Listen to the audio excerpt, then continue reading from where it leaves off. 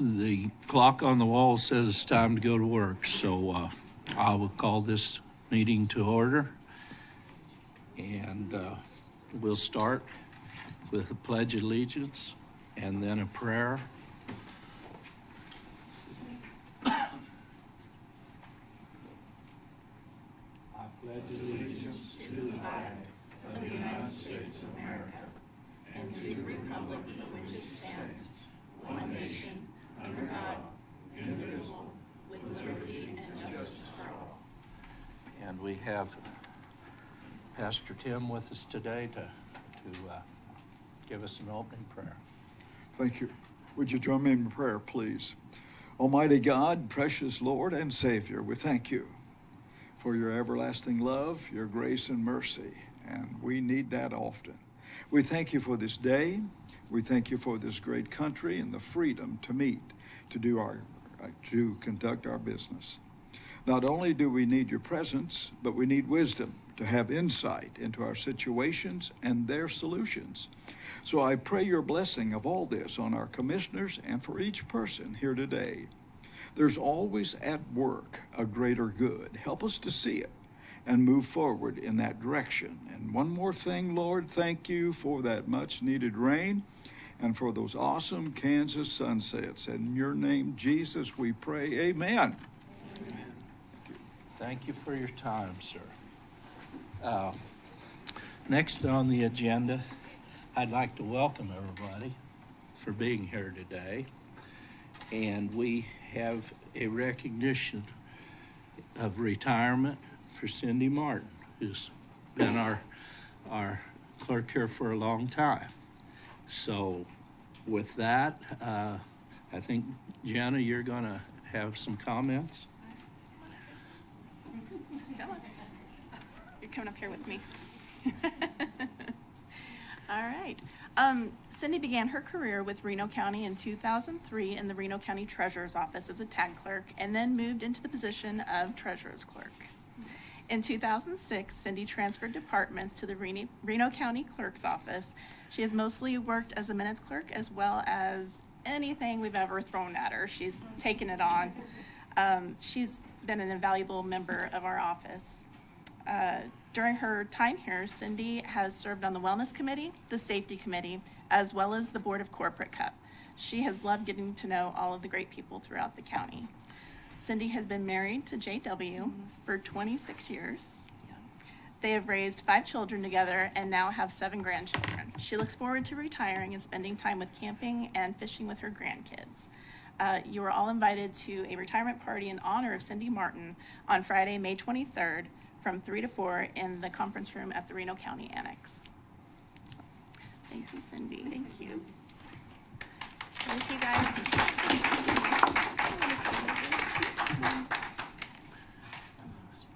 Any comments, Cindy? No. Just thought I'd give you the opportunity. It's been a delight to do this over the years for all the different commissioners. I've got to know a lot of great people and a lot of great men through this opportunity to be a minutes clerk. Thank you. Well, thank you so much for what you've done for us. I think there's a presentation here.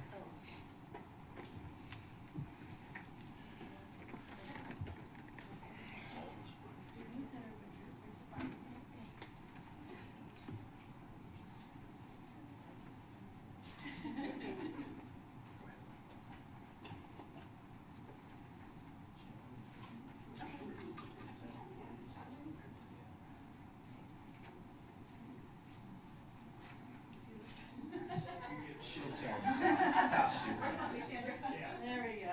She'll do her job. Is it right here? Good job, Cindy. You can smile. All right, thank you very much. Thank you.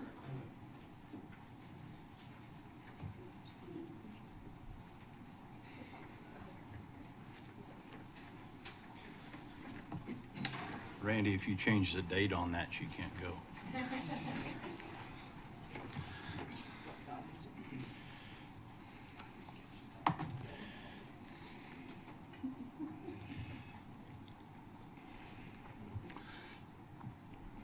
Item number 4 on our agenda, and we'll move to that, is public comment on items not on the agenda. I understand we have some comments from the health department, members of the health department. Good morning, Commissioners. Carla Nichols, Director of Public Health. With the measles outbreak, around the country, for Karen, our director, our Assistant Director of Clinical Services, and our health official, just to provide you with a quick measles update. So, Karen? Hi, I'm sorry to be here again today. Just wanted to give you an update of what we're looking at in measles. Kansas has an outbreak, just as the rest of the United States has quite a few states involved. The KDHE has a dashboard, and they're going to report cases weekly. So that actually should come out later this morning. Last week it was about 9:30, 10 o'clock. So the case numbers that I have right now are from last Wednesday. We had 37 cases of measles, 1 hospitalization. 30 of those were not vaccinated. 4 were vaccinated. 1 was not appropriately vaccinated, and then 2 were unable to be verified. We're looking right now at the outbreak to be in southwest Kansas. So there's 8 counties involved with that. Measles, as you know, is usually a childhood illness. That's what it used to be.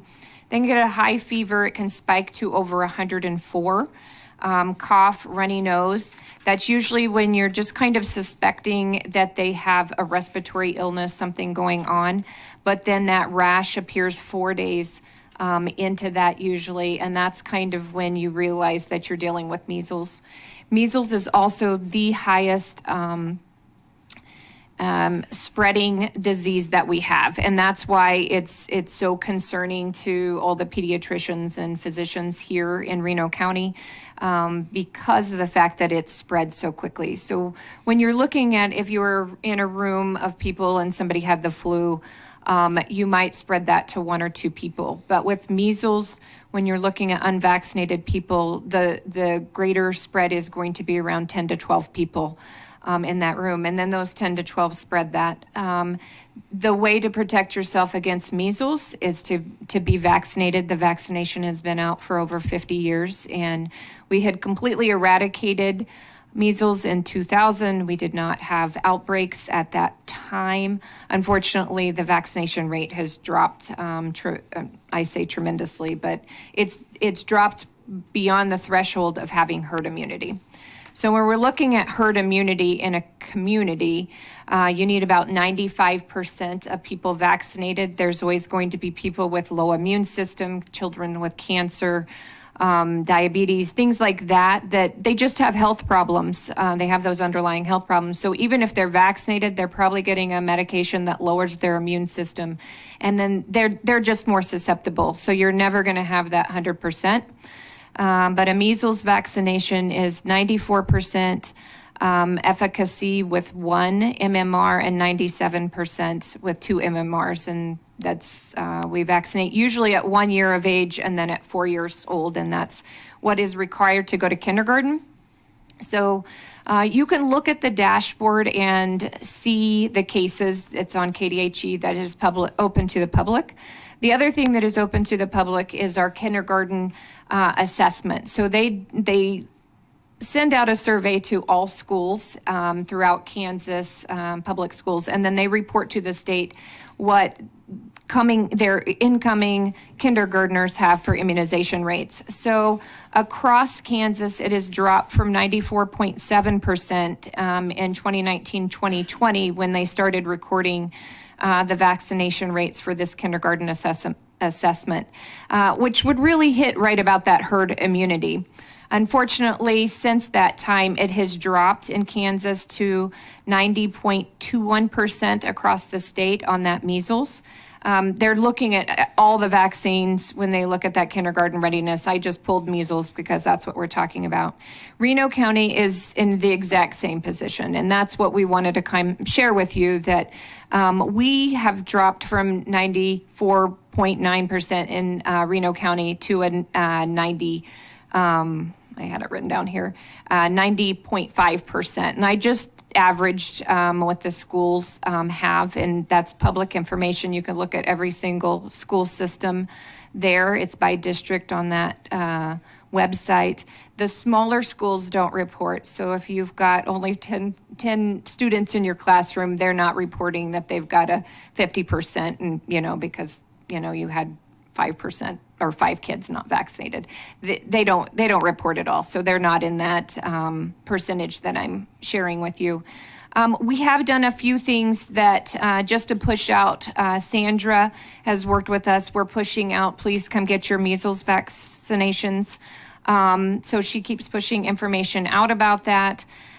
We are open. We have a flyer that we created. We just gave that to you. I took that out to some areas in Yoder, sending it to some churches and that type of thing, just so that they can go ahead and send that information out. We do go out to the schools in the fall and try to get anybody that would like us. We went to a kindergarten roundup at Nickerson. Just doing those types of things. We're open to the public. We're open to, walk-ins as well. We also have that for adults if they had not have it. So we could give that measles vaccine to an adult if they hadn't given it. So just wanted to update that and let you know. You can get the measles vaccine at your doctor's office as well. So any questions? Just thank you for the update. I think that's very important. All right. Thank you. Mm-hmm. Is anything else there? Next item on our agenda is determine additions or revisions to the agenda. Does anybody have anything that they'd want to discuss at this point? appropriate time to talk about moving one to another meeting, or are we waiting until then? Yeah, I mean, if you wanted to discuss changing the agenda, this is the time. Yeah. Yeah, I mean, on the solar regs, we have one person absent today. I think it would be wise for us to probably make sure we get that person back into attendance before we do anything too much. So I'd like to table that until next time if we can. Do I need to move to do that? I think if the chair supports it, he can just do it, if that's your guys' decision. Otherwise, you can vote. Well, I think it'd probably be a wise decision to have a full board here for that vote. So if that takes, are there any other questions or revisions? Seeing none.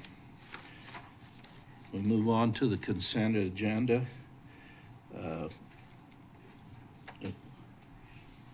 Would I hear a motion? Mr. Chairman, I'd like to make a comment before we do this. It's fine. And that has to do with 6D. To have one of our agencies not follow proper procedures to start building, regardless of the situation that was given to us, I just want to make it plain to everyone that before you start constructing, and these contractors know this, if they don't, they certainly should. I see no reason why they don't know this, that they need to go through the proper procedures with the Planning and Zoning Committee to get their proper permits prior to starting construction. I just absolutely think that when you get Reno Township that doesn't follow the proper procedures in that's not a very good sign, period. And I'm not against that 6D, but I think somebody at some point in time needs to be reminded of what they're doing wasn't correct, and that at some point in time, the Planning and Zoning Commission, as noticed in the vote, is going to say no. And they're going to have to tear whatever they did out. And so, please, there's a reason for those. Well, I may not agree with all of them, but there's a reason behind what the Planning and Zoning Commission does. And I guess that's all I'm going to say. Well, Ron, now that you brought it up, I'm in agreement. There's been some of these things going on by other government agencies. We've been very lenient because we are pro business and pro people being able to do what they want to do with their property. And we may have been a little too lenient, but this doesn't, you're taking a very large financial risk if you go down this line. And someday you're going to get caught on it. Somebody's going to get caught on it. Do things in the proper order. Now, after saying that, I will vote yes, because as I said, we are pro-people, pro-business, but you're putting us in one heck of a bad corner, and it's not going to go on forever. So with that, any further comment? Well, I might as well chime in. I think the planning department, from my report, what I heard, done a fantastic job with those individuals. I think they left her with a great understanding of where they need to be next time and handled it very professionally. So I want to kudos to you guys for how you did that. And I do agree we all want to be as pro-business as we can, but I think they handled it in a very professional manner. So I appreciate that. Thank you. Yes, thank you for the way. I'd agree, Randy. Any other comments before we entertain a motion? Well, I'd move to approve the consent agenda as presented. Do I hear a second? I'll second. We have a motion and a second. Any further discussion before we vote? Seeing or hearing none, Cindy, would you help us out? Commissioner Parks? Yes. Commissioner Vincent? Yes. Commissioner Hurst? Yes. Commissioner Bogner? Yes. And remind us your name. Autumn. I should have remembered that. Autumn. We need to be asking Autumn probably. Cindy just get used to informed me remembering that's the a name. joint effort Autumn. for a little bit, yeah. I have a terrible time with names. Well, since it came up, how would you prefer? Would you prefer Autumn doing it or you, Cindy? Just a little bit longer. Okay, we'll do it the way you prefer. Okay, down to our budget items in item 7. We have some requests. First up on 7A is the Extension Office 2026 budget. We know where you're from. Please state your name, please, for the record, and we'll go from there. I'm Pam Paulson. I'm with the Reno County Extension Office. And I don't have a presentation beyond what we submitted earlier, but we are asking for an increase in our budget. The past 5 years, we have not been fully staffed for a whole year, but we are now, as of last week, we are now fully staffed, and I'm expecting us to stay that way for the near future. The staff we have hired have not been straight out of college, at the entry salaries. So we have hired staff that we thought had experience and could get up and running when they first started. And we've got 2 that have now just gone through their year's worth of orientation and training and really starting to get programs going. And we have a new staff member that just started last week, but he's already making plans and lists of programs to do. So I think we're really going to start getting back into where we used to be before COVID. COVID really hurt our hiring just because the applicant pool had been really small, but now I see a lot coming out of our office for what they'll be doing.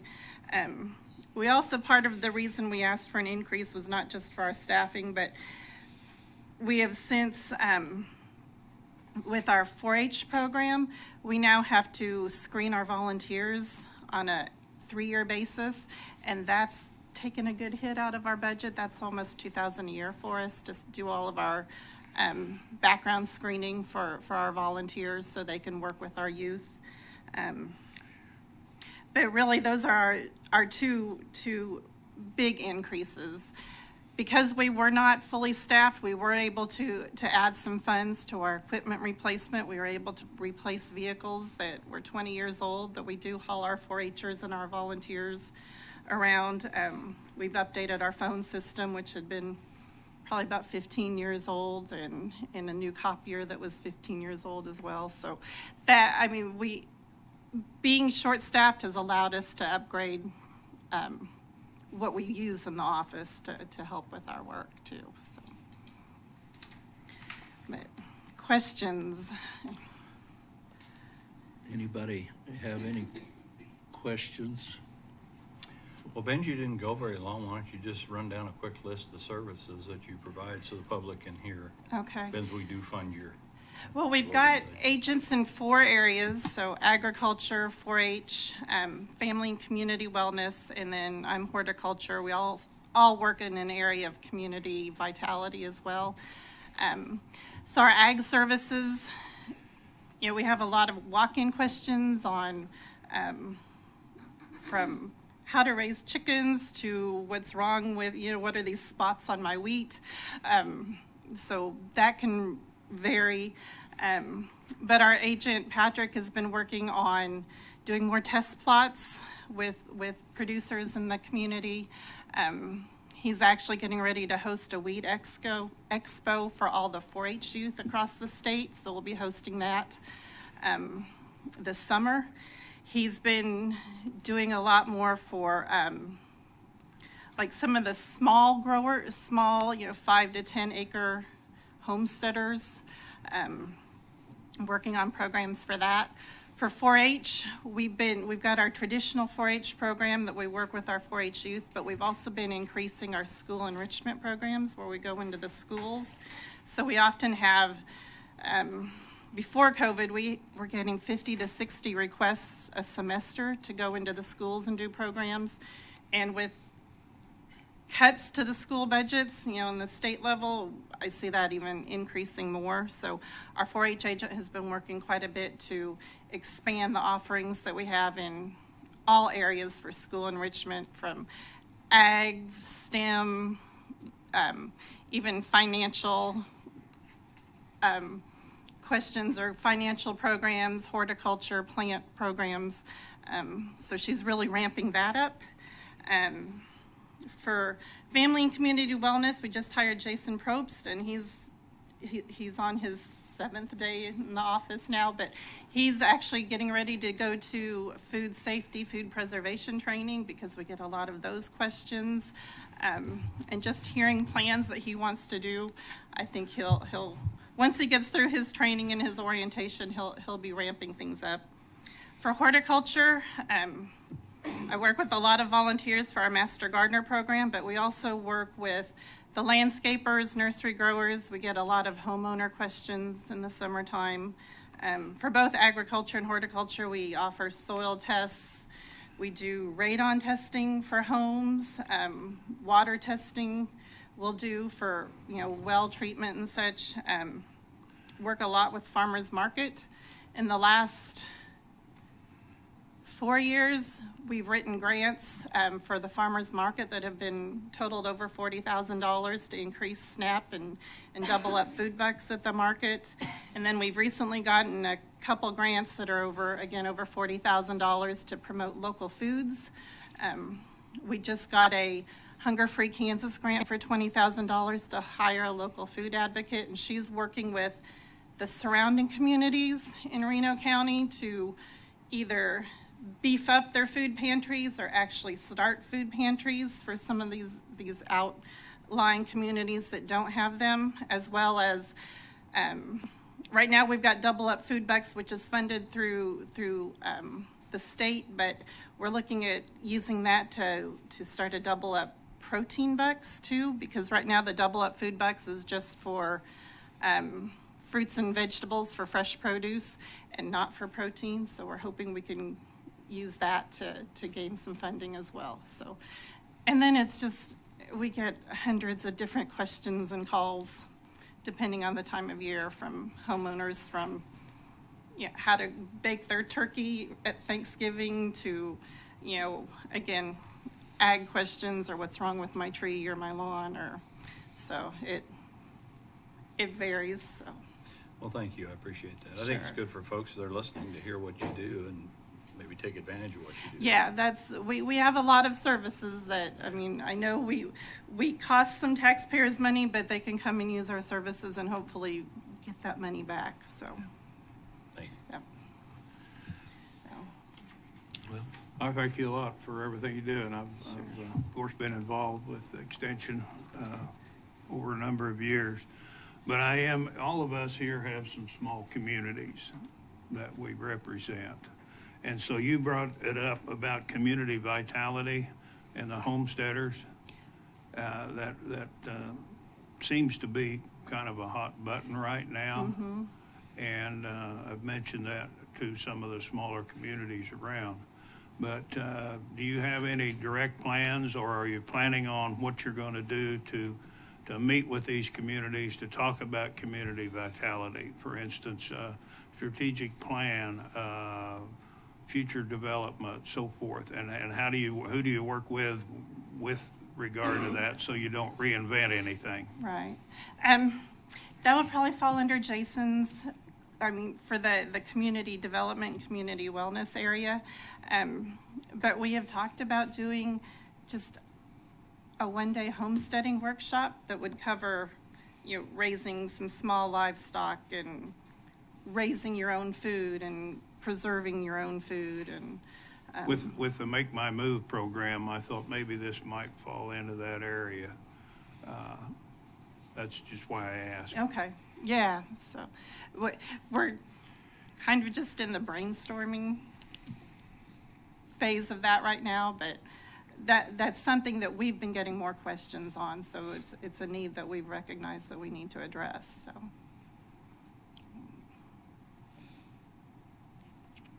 The money, actually, you say you're wanting the increase for staff, to add additional staff? Pretty much, well, not to add additional staff, but just our staffing costs, each year increase. We'd like to give, raises that are competitive to keep our staff on, and, benefit costs continue to go up as well, so.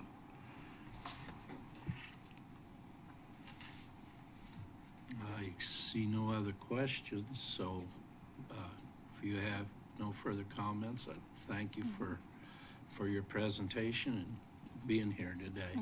Thank you.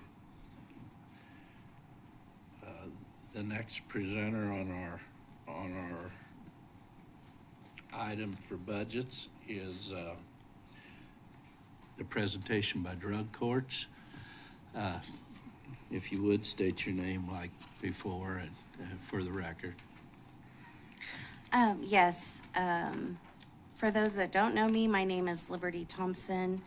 I am a supervisor over at Reno County Community Corrections, and I'm also the program provider for Reno County Drug Court. Since a lot of you are new, I thought maybe I would go over just what drug court is specifically and what we do. Drug courts in general are treatment courts. Specialty courts are also another name for it, are not a new idea. They've been around since 1989. They're fairly new to Kansas in that there have been some drug courts around in the early 2000s, the late 1990s. But for Reno County Drug Court, we started in 2011.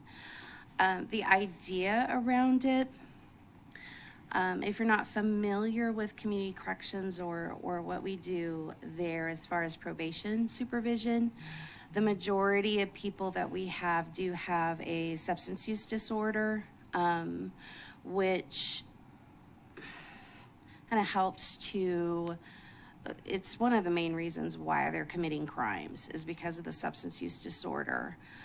So what drug court does is we take those individuals with a substance use disorder, and there's other eligibility criteria as well that they fall under, and we put a team around them essentially, and they have to see the judge every 2 weeks. Our current drug court judge is Chief Judge Gilligan, and so every 2 weeks all the people in drug court, the participants, come in and they have to tell the judge what they're doing well and what they're not doing so well.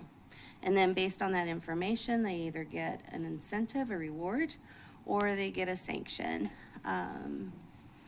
Sanctions could be anything from writing a paper to going to extra treatment, more supervision, and then lastly, maybe some jail time, depending. For incentives, they get a lot of gift cards. They like bogeys a lot. They like Subway, those kind of things. And just those little $5 gift cards or tickets, we also call them, mean a lot to people because generally they've not seen the judicial system in that favorable light, right? So when they're coming into court and they're getting some praise from a judge, that really means a lot to them. And so through that incentive, they do better. The other part of this is the majority of people that are in treatment aren't in treatment long enough for it to be effective. Drug court is anywhere from a year to 18 months. Some of our people have been in there multiple years.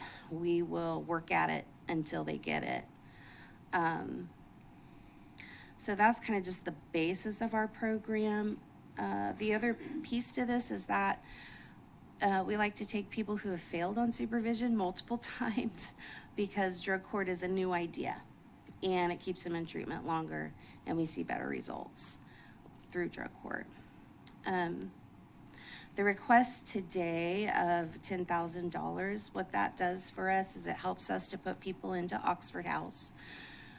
So people that are coming out of jail or they're coming out of residential treatment, we can help pay for a little bit of Oxford House to get them going till they can get a job, get a paycheck, get stabilized.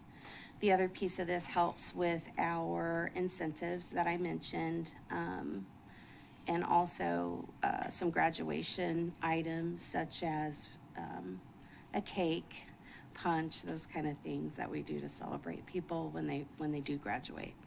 It's a tough program. We like to celebrate them, and so that's an important piece as well, as people look forward to it. The $10,000 is also, it comes from alcohol tax funds. So the special alcohol tax funds help us in drug court, and we certainly do appreciate it. 10,000 doesn't seem like a lot, but it goes a long ways as far as the program. Do you guys have any questions about what we do or?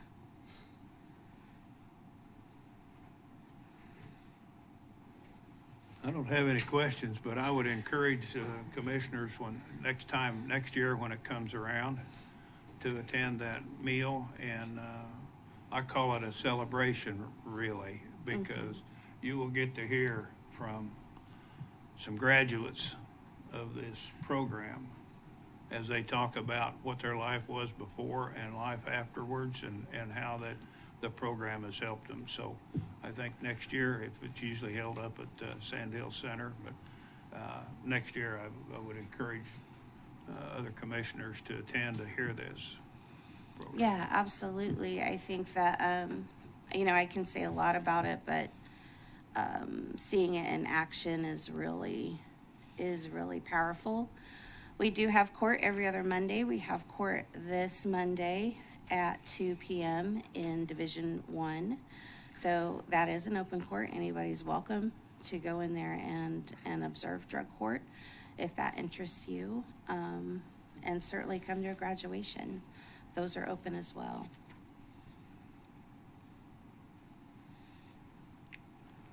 Any further comments? It looks like there aren't any questions, are there? So thank you for your presentation.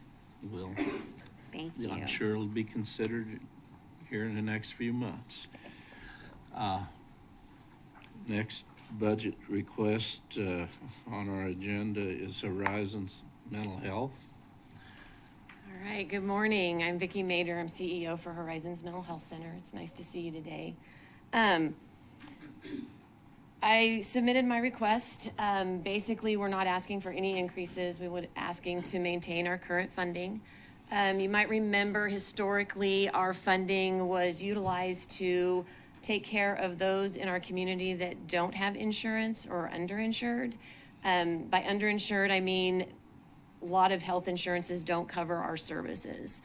And one of the things that was brought to my attention is there's some other providers that have some of the same services that we do in the area.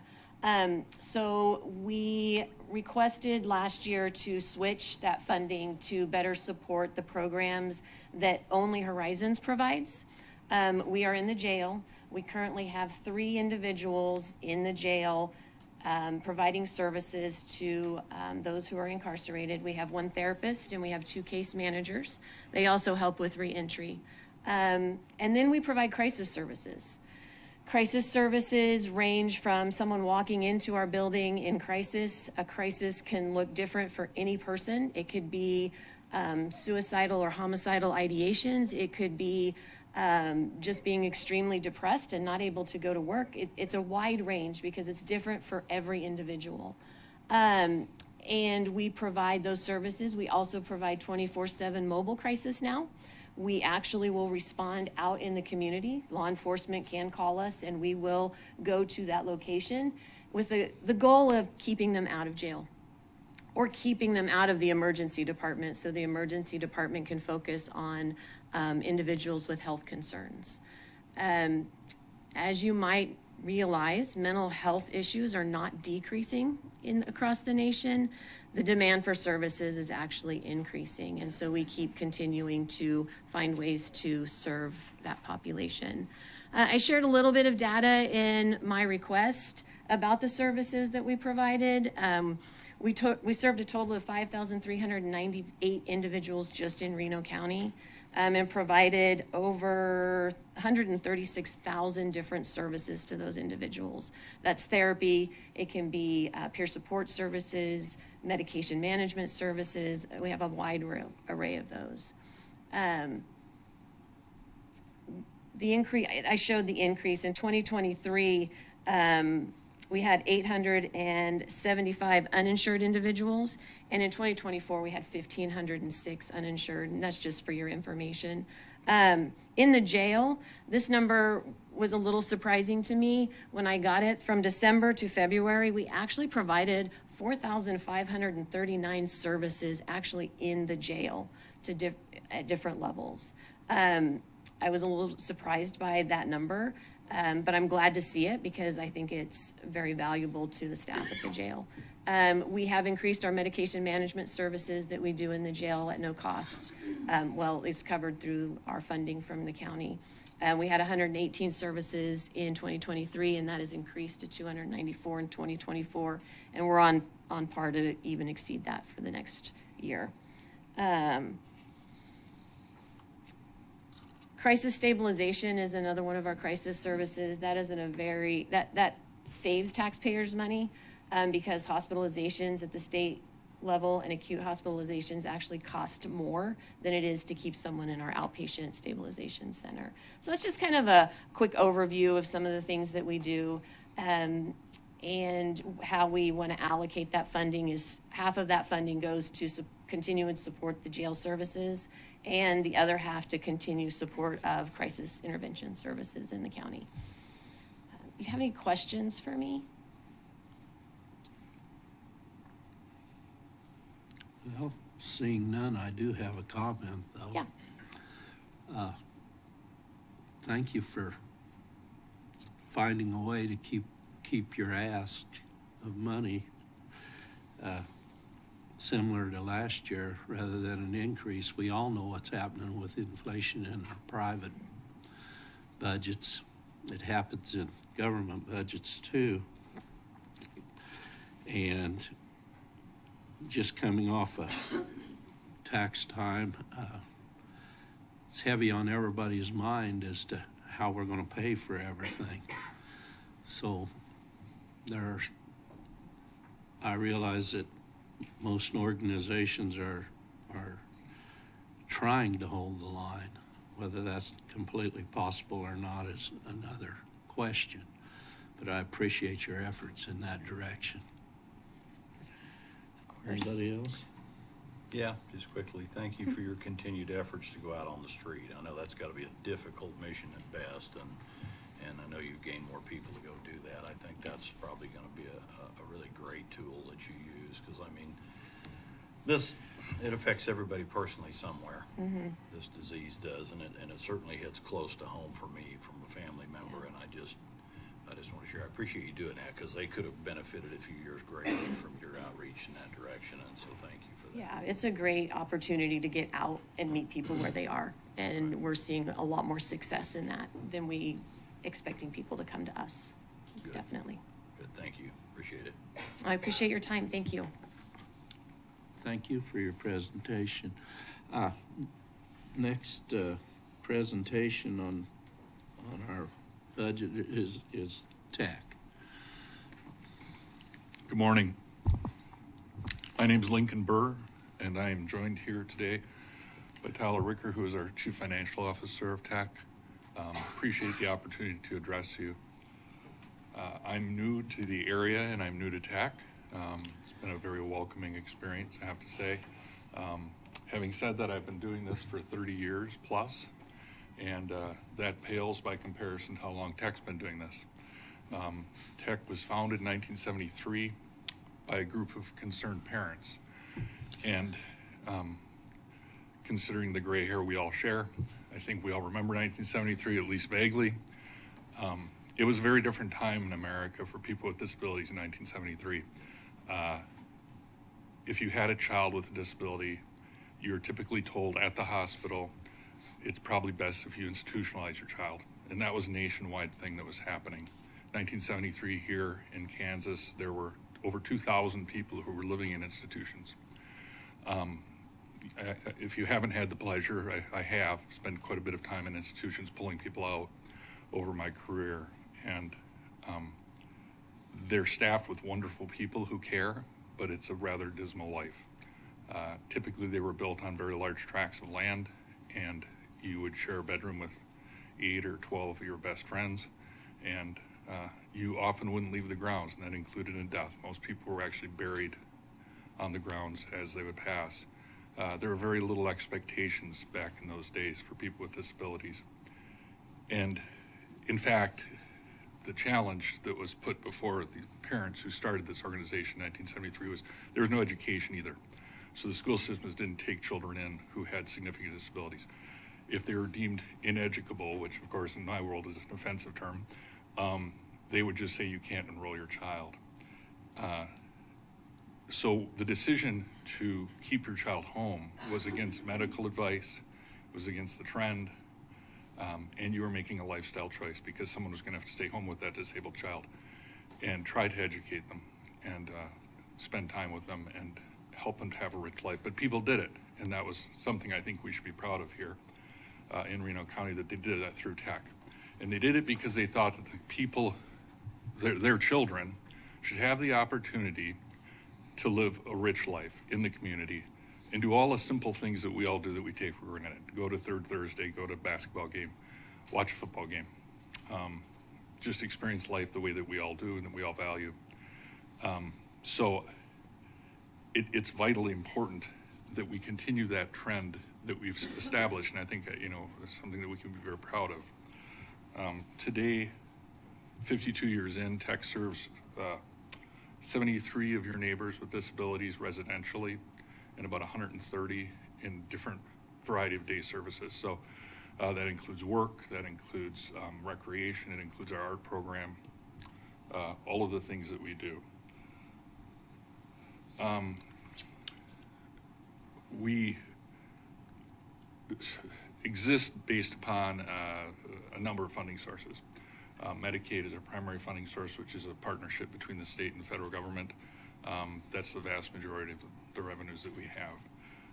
We also rely on the county and have for as long as I can look back. The county has been generous in supporting us for many years. Every dollar that comes into us from the county as well as state and federal stays here in Reno County. We employ over 100 staff here in Reno County. Most of them live in Reno County. And obviously the goal of what we do is to help people live the best life they can in an integrated setting. As part of that, and what is vital to it, is our transportation program. We're very big fans of RCAT. It is a wonderful program, and I think, on its face, it appears to be very cost-effective for what it provides. Unfortunately, it doesn't serve a lot of the people we support.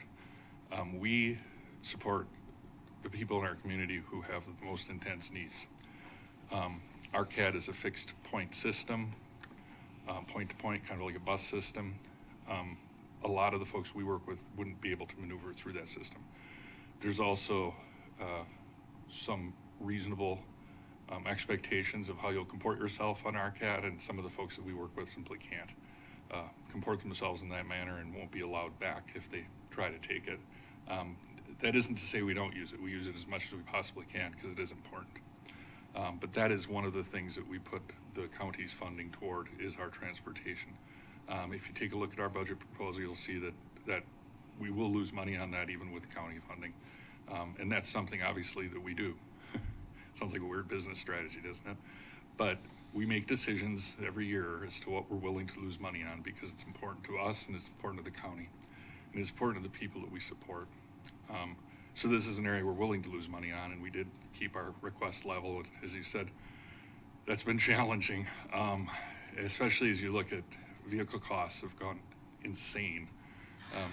5 years ago, I would budget $60,000 for a minibus. Today, they're about $110,000. Obviously, they aren't the thriftiest vehicles when it comes to fuel, and that is skyrocketed in price as well. So, Tech obviously is a not-for-profit. We are also the CDDO that was designated by the county years ago, which is a sorting mechanism, if you will. And somebody comes in and says, I need services, the CDDO actually assesses that need, determines eligibility, and starts to guide people in their process. So one of the things that I think is perhaps a bit unique about Tech in companies like Tech is nobody knows what it is till they need it. And we're all just a breath away from needing it. I've been blessed to be able to go and talk to families in the hospital when they have a child with a disability, because that's where guidance often starts, because they're pretty scared and they don't know what to do and they don't know how to maneuver a very complex system. When you look at the funding mechanisms, it's incredibly opaque and difficult to maneuver through. What services are available? How do I deal with this? The day that you need it is when you find out about Tech.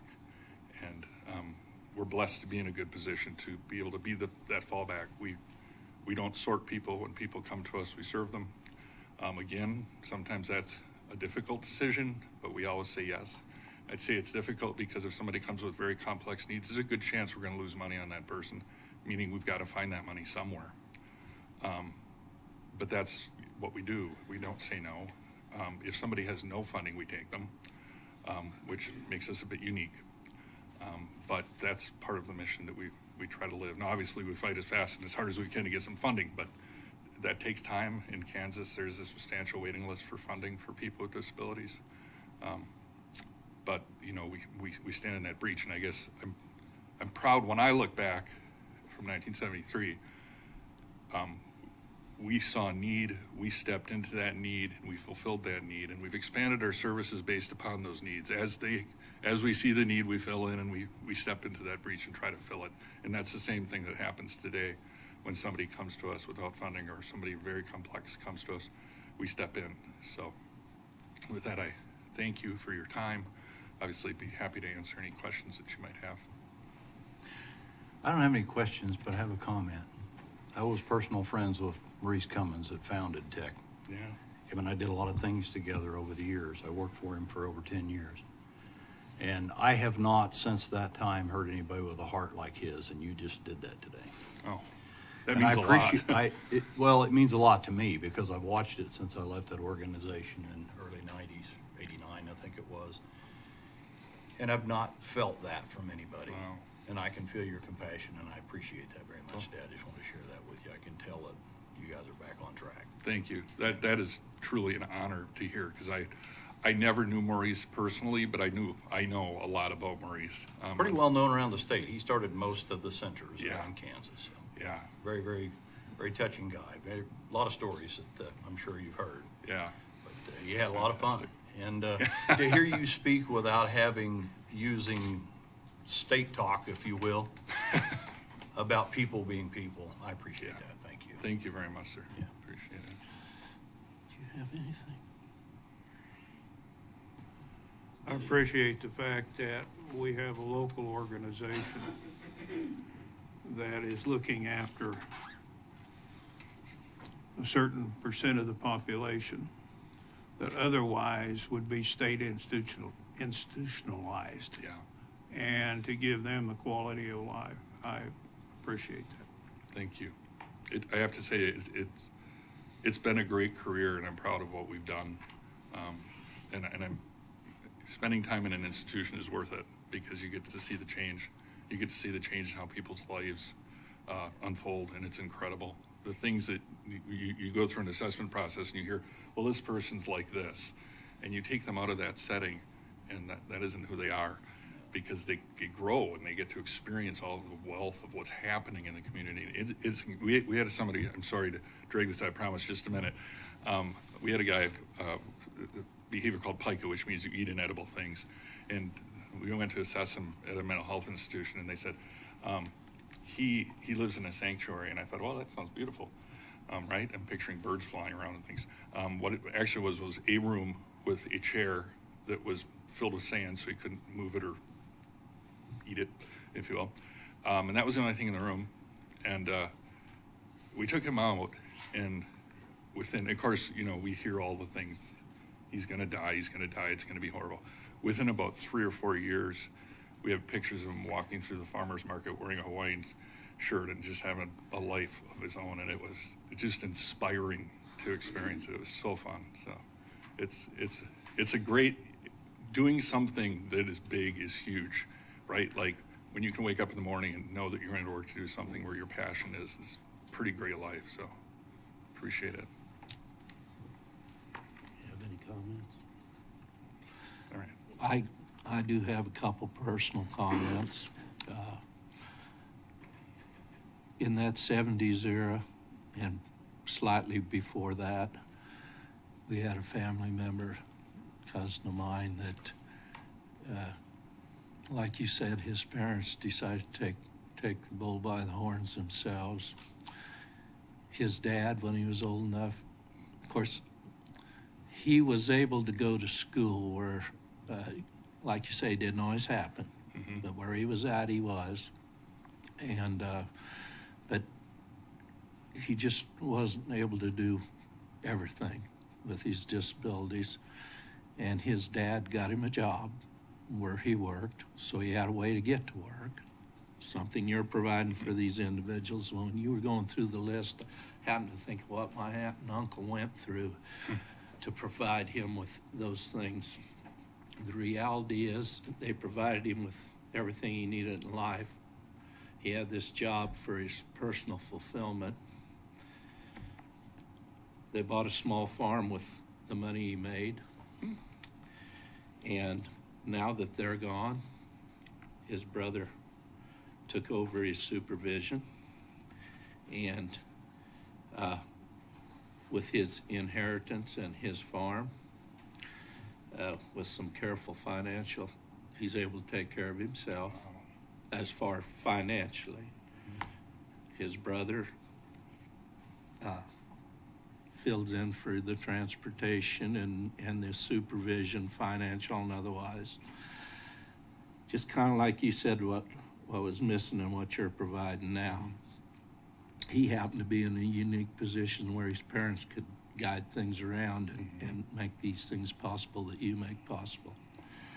The other individual I knew lived down the road, and a couple during the war provided housing for soldiers. And when that ended, they decided to provide housing for an individual like this on a personal basis. Of course, they got paid for it, but they were his supervision, and he would work for the right people. They'd let him work. So he had a little spending money of his own besides the state money.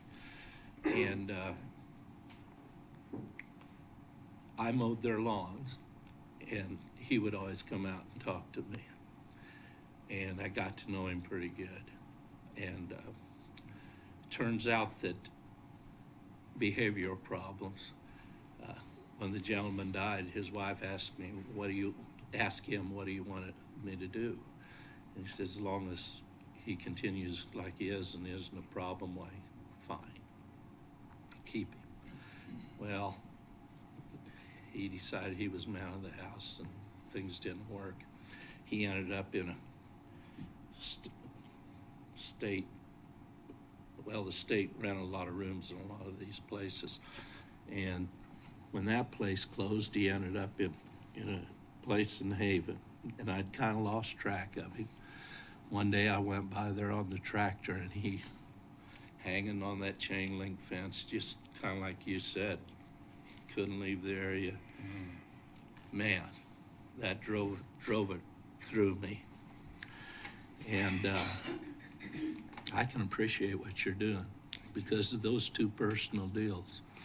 And I darn sure, and I know some people on your board that support you very heavily. When we were trying to stay revenue neutral. You guys stepped up your game getting money elsewhere, and you've never asked for an increase since then.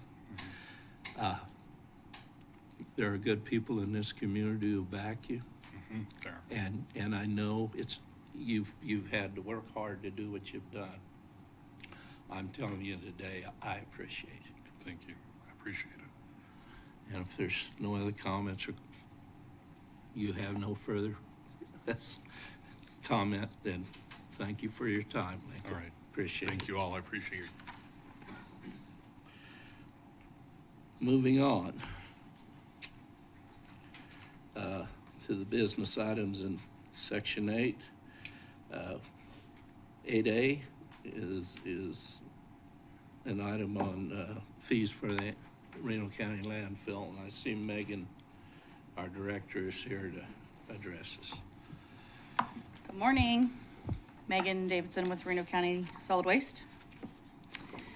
I promised you I would be back with good news, at least, hopefully this time.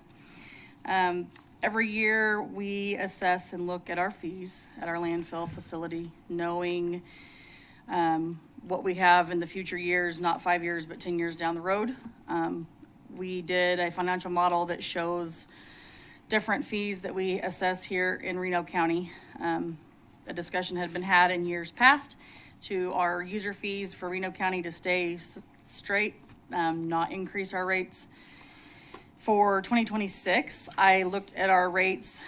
We have to get with the other counties that we service, which would be Harvey, Kingman, Stafford, Rice, and we also are contracted with McPherson, but we don't really ever see them any longer since they have their own landfill.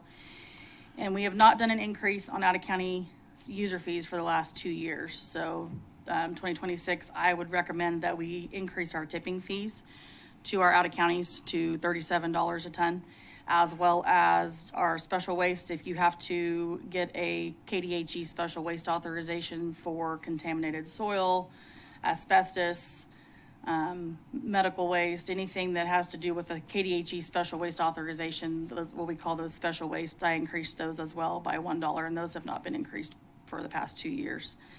And looking in the future, Reno County user fees, what we've discussed many times here, we are leaving those as they are and have been at $96 for a Reno County resident that lives in Reno County. So to go over those just briefly, if you own a home in Reno County, it costs you $96 a year. You can come out as many times as you would like to the landfill. There are reasons, why we can keep the fees at this rate and this cost by the cooperation from the public. We have many locations out at the landfill that have construction demo, trash, tires, compost, brush, metal, and if you come out and you have all of that on one load, we do ask to separate loads. Most of the community is very willing to do those things to keep their costs at a minimum. So with that being said, I'm asking just for the increase and recommending that we increase out-of-county tipping fees to $37, general special waste and asbestos to $1 per ton. So $63 for asbestos and $43 for our special waste from KDHE. And looking in other directions of other landfills, Barton County, Saline County, Butler County, the tipping fees that most of those landfills, actually all of those landfills have tipping fees at their gates. They range anywhere from $38 per ton to up to $49 per ton at the gate. So we are still within those reasons, a little bit under, but it allows me to assess and evaluate costs every year for the landfill, what we have for expenditures, and assess to what needs to be increased.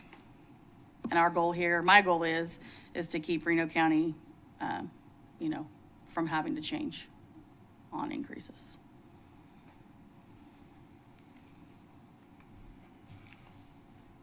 Any questions? If you have no further comments, are there any questions of Megan? Yeah, I kind of, now we're at the CD, you're charging for that, correct? We do just to commercial business only, $10 a ton.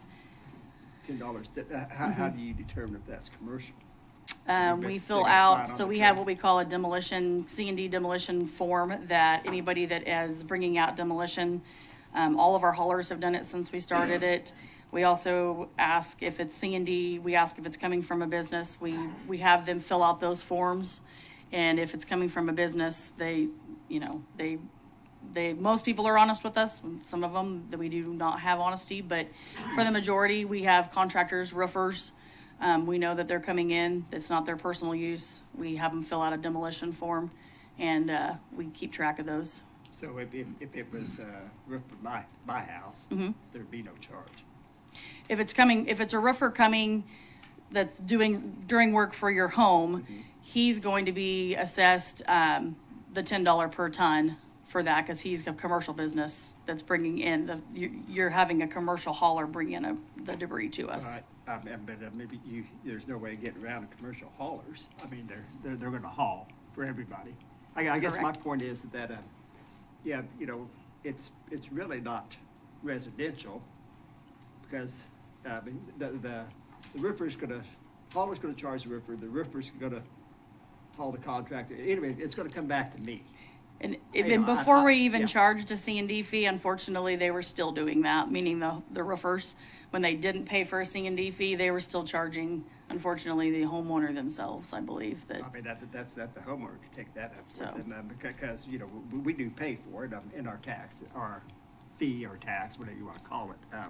I guess, I have the problem with differentiating between saying it's not for residential when at the end of the day, the residential, is going to pay for that, for a remodel or roof. No one's going to eat it.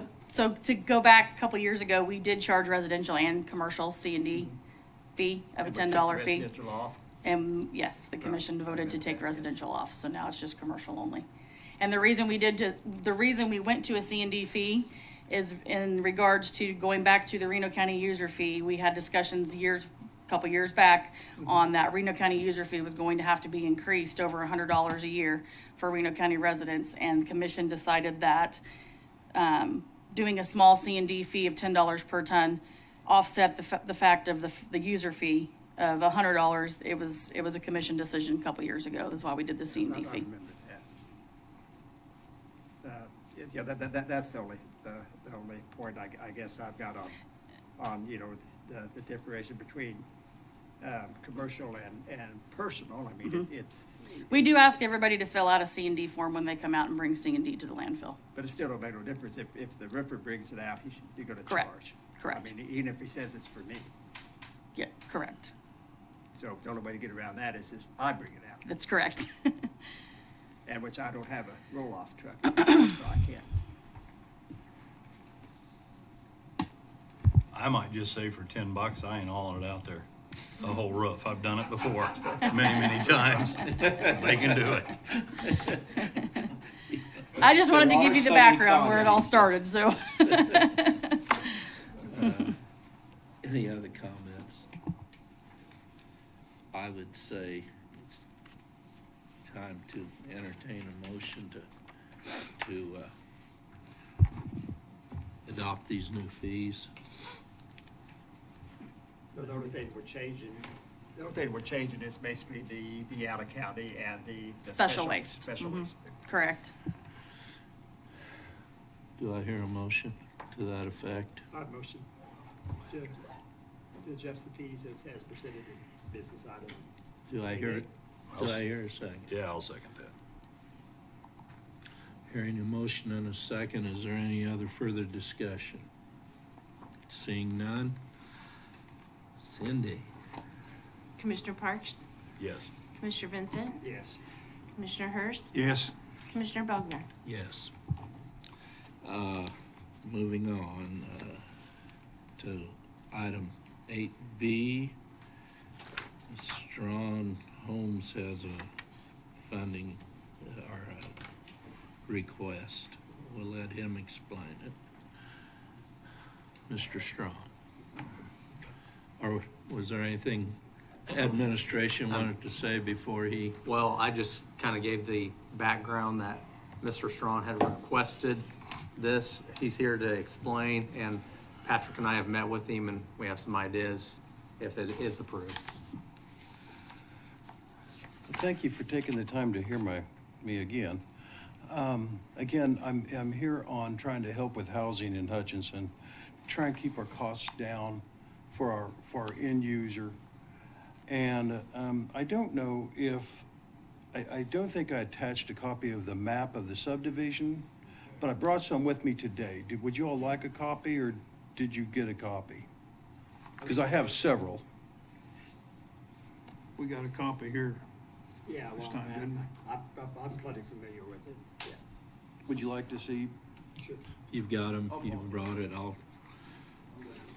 The stack grows.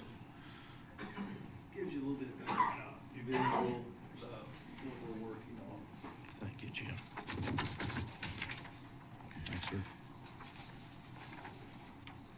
So the area that's got blue dots around it, that's our phase one of our subdivision. You can see where the school is, where we're at on 43rd.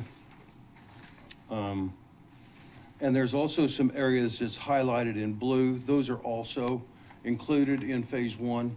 So phase one has 30 building sites. 8 of those are like duplex unit. I'm going to call them units. So each duplex would have 2 units.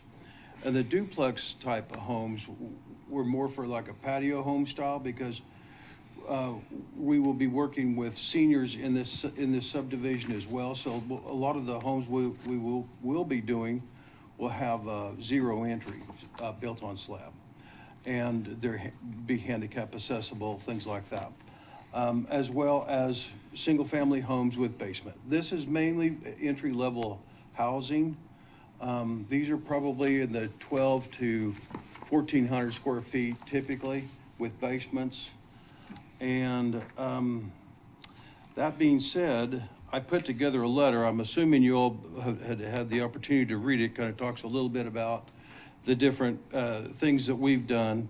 It talks about the survey. The last time I was here, they received a RDA or RDG housing survey study. So I took some time and I looked at the housing survey study that they put together, and what they found the needs were. And also I looked back at what the Reno County put together in their development agreement for the growth of the city.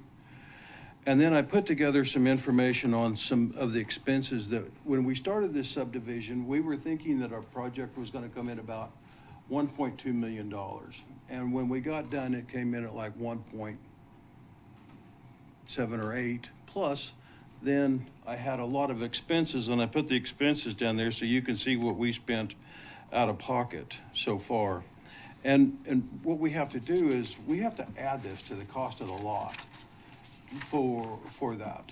And what I'm here to do today is to see if I could get some assistance from the county to assist my home buyers in getting a home built and being able to discount the lots instead of increasing the price. Am I making sense on what I'm saying?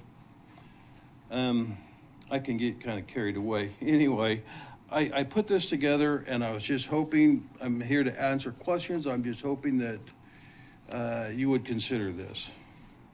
And then I also put some information in here, page 3, about some subdivisions. So we put subdivisions in Hutchinson in several different areas. We built streets in Inman, and we're the largest developer in McPherson County. So our history in building streets and subdivisions and doing this in this entry-level market is our market, and it's been that market that way for a long time. We focus on entry-level houses, and there's not a lot of people that do that. They like to be the big custom builder and things along that line. We focus on families, young families and seniors. And so we were fortunate enough to get this land right there by the grade school, and I'm just trying to help get those homes sold. And this would help me by being able to discount those lots. And then other than that, I guess I'm here for any questions. I hope I've explained. And Randy, I don't know if you have anything that you wanted to add, because we've had some conversations about this, and I thought that went pretty well. But I'm also glad I took some time just to sit back, review all the different things that have happened, and look at the housing study, things like that. Mr. Chairman, I've got a question. I know we visited many times, Jim. I appreciate you being here today. Do you have people lined up wanting some houses in this subdivision already? Yes. Okay.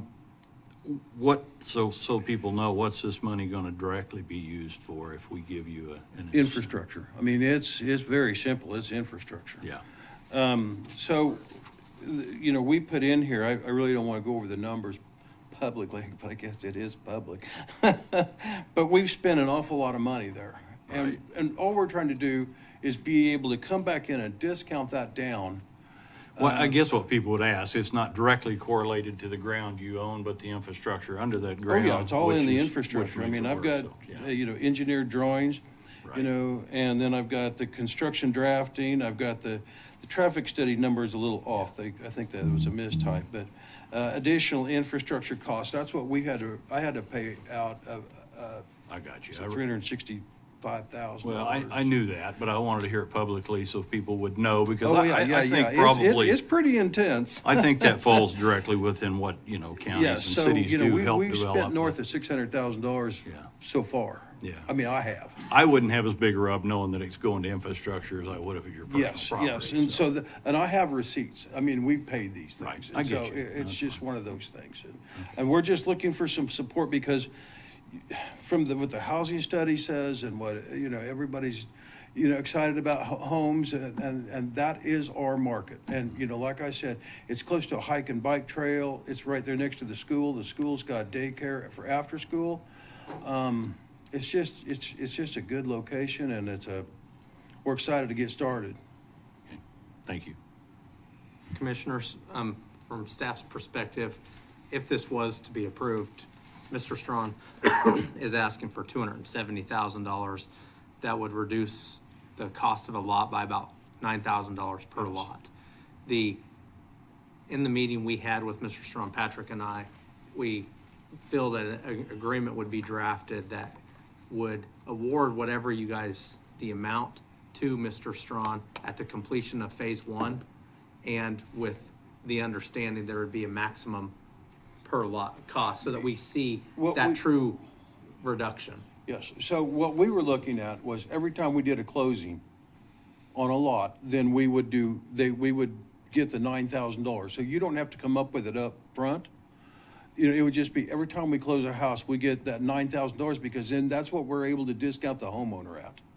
That's where we're able to discount that. And it'll be advertised that way. I would better tell you that way.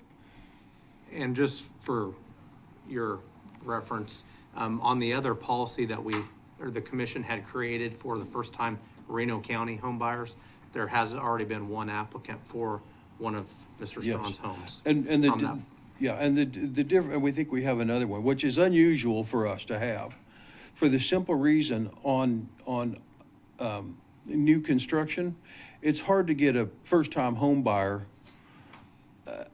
to be able to afford a new construction house.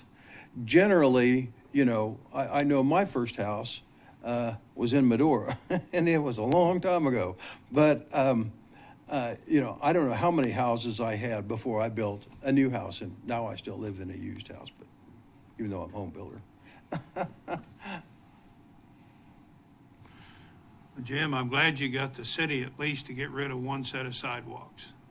Now, Well, I'm still working on that. We're close. We're close. To me, in all the places I've been around, I think, in my opinion, and maybe I'm the only one, that sidewalks are just a little bit out of today's society. When you've got a development like this with not a large, you're not looking at a mile, 2 miles, that in the areas I've been in, people get out and they walk in the streets. They do, and they ride their bicycles in the street. Yeah, And so, They're electric bicycles and all. But. yeah, but I just think that would help if they would just allow you not to do the sidewalks, would help the home buyer. Yeah, we were pretty fortunate to be able to do that. We've designed these sidewalks in a manner that the kids have a easy route to school. So we've been working with the school there. They can walk to their grade school. Their parents could walk to. Now they can't walk home. The parents have to check them out at the grade school to be able to. They have to be able to check out. They can't just open up the door and go home like when we were kids. But you know, and the other thing is when we would put those sidewalks in. There's a lot of people that don't want sidewalk. I don't want to get way into that. That's a whole nother story. But it is very good that the city is working on doing letting us change that in this subdivision. And we've designed the sidewalk with them, street lights, Evergy. There's a lot to it. So this is within the city limits because Yes, sir. you're working with the city. Yes. We've already given some funding toward, in the first purchase deal on this. So, where would the funding come from our end, should it? This would come from the Economic Development Incentive Reserve Fund. It wouldn't, so the county budgets $400,000 a year in operation in the general fund, but we also have a reserve fund of money not spent. This one, being that it would be, who knows when it would actually take place. I mean, this year or next year, the best place would be out of the reserve fund. So we would encumber it in that fund, which has, I think, $1.3 million right now. That's the same fund that we promised the city money out of for their project? Yes. Basically, I mean, we're talking same deal. Well, I wasn't in on it, but that the city was given is what Jim's asking. You know, for his. So I mean, no, it's similar. Yeah. Similar, yeah. And we are under construction. So far we put in our water, our sewer, our storm. They're doing dirt work right now for the cutting the streets, and then we're moving the concrete crews in probably within the next 2 weeks to start putting in the curbs and gutters and things like that. And we've applied for at least one building permit, and I have a meeting there after lunch with the city because I'm trying to have them, we've worked together with them. We want to go ahead and start building the houses now. So when we have them, when we get the streets opened up, we want those houses going vertical. We want to see that being built, and we're ready to go. All we're doing now is just trying to get a building permit, and we'll be moving our trucks in and out, pouring concrete and getting basements in, and we're ready to move. Are you going to? I mean, similar on your, very familiar with your other developments. Known you work for you for years, but are you got some plans for some model homes or? Yes. Yeah. Yes. I mean, so we're going to put up a couple model homes Yes. or something to. Yeah, so get we'll this be deal open to going show right them, and yeah. Mm-hmm. So we're able to put, because we're also working, I think I can say that we're working with the hospital, and we're working with other businesses. We're working with the state of Kansas on MIH grants that goes to the customers and things. So there's a lot of incentives. I'm just trying to keep my cost of my lots down, is really what I'm trying to do. When we've done these other projects in other communities, some of the smaller towns, you know, the city just gives you the lots, but they're just happy to have anybody in there to build. But anyway, I'd appreciate it, and if there's any questions, or if, you know, I'm always here to answer questions. And I think help me if I'm incorrect on this, but the difference between this and the one we talked with Hutchinson is that this is underway. We have a time limit on when Hutchinson could have to get their act together to be able to start building. So this is now, and if Hutchinson doesn't provide that information by a certain time, then that money is This is going to happen, and that's a maybe. That's a maybe, yeah. And if it doesn't happen within a certain period of time, then they'd either have to reapply or something else? I believe the city of Hutchinson has till the end of '26 to do their project. And I have talked to them about that, we're not interested, but we understand what, I've asked them a couple of things about them, but they haven't been able to get much yet. But anyway, I'll be meeting with them today to hopefully get building permits and get started. So we want to see, like I said, we want to see it going vertical. That'll get people, we have a lot of traffic out there. That school coming and going, there's a lot of traffic out that way. Commissioners, Randy mentioned this at the beginning. Randy and I have started work on a development and agreement, a joint agreement. We needed some guidance from the commission. What we were contemplating was something that said, yes, if the county gives you this money, we need to have a requirement that limits the cost of the lot like he's talking about. But we just wanted so if you guys give us direction, we'll work forward to that and get it to you maybe at the next meeting or the May meeting, but we just need to kind of know what you guys want. Have we got a cost on the lots? I don't really say that publicly. Yeah, I had the lot cost to my house is what I do. Maybe it's reduced by the 9,000. I guess. But they're gonna go down. Yeah, I think we just need some guidance to figure out, have this conversation publicly and figure out what you guys want us to do. They'll have to show that. They'll have to show the. Yeah, I can show you the structure. Where the $9,000 goes, right? Yeah, I think that's kind of the details we're trying to work out is, okay, if the county supports this, we need to show a benefit to the purchaser, to the people that they got something for this money. Okay, I mean, what's the, I guess I'm not understanding what we need to do about that, or how do we need to assure it?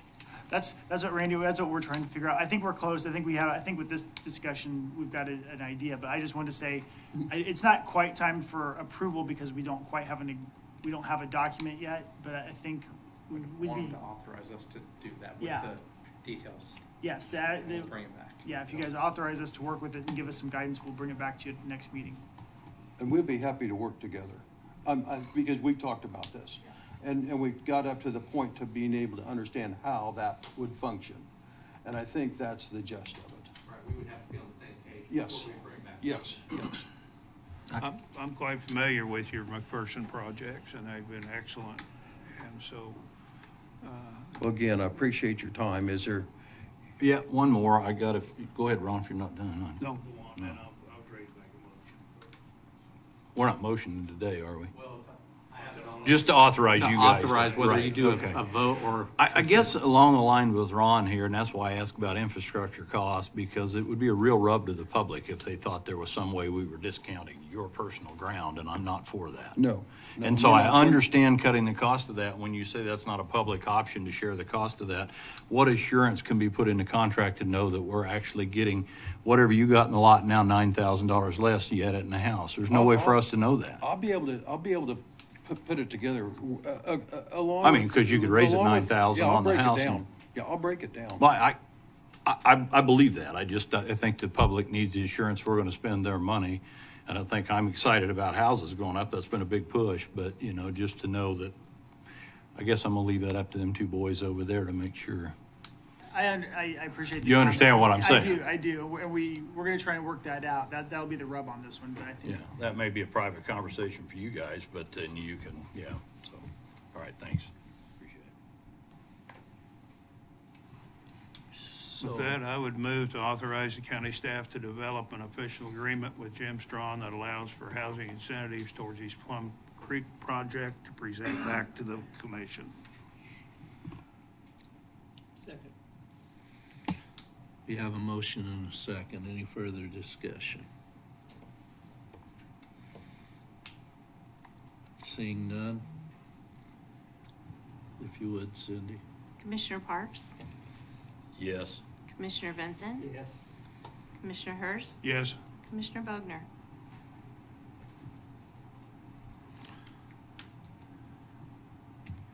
I'll say yes at this point. Thank you, gentlemen. Thanks, Jim.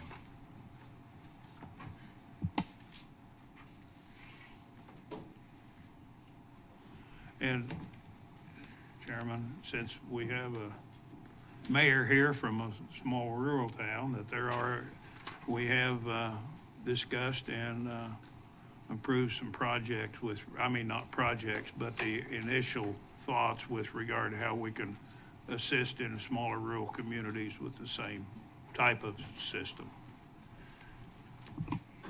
Well, that was my thought. I'm looking at Mayor Doug over there and trying to get in my head justifying spending it in one city and not in others. So, but at this point, when they're still putting together the program and we don't know for sure what we're voting on, that was the yes.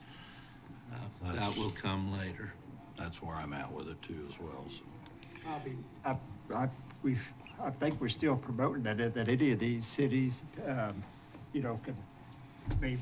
I'd see why not we wouldn't do the same for them. Yeah. I mean, It's just a matter of volume. yeah, Where yeah. a bigger city can have, will have to have more and volume, and a smaller city will kind of have less. If they got development, I'm sure supporting that too.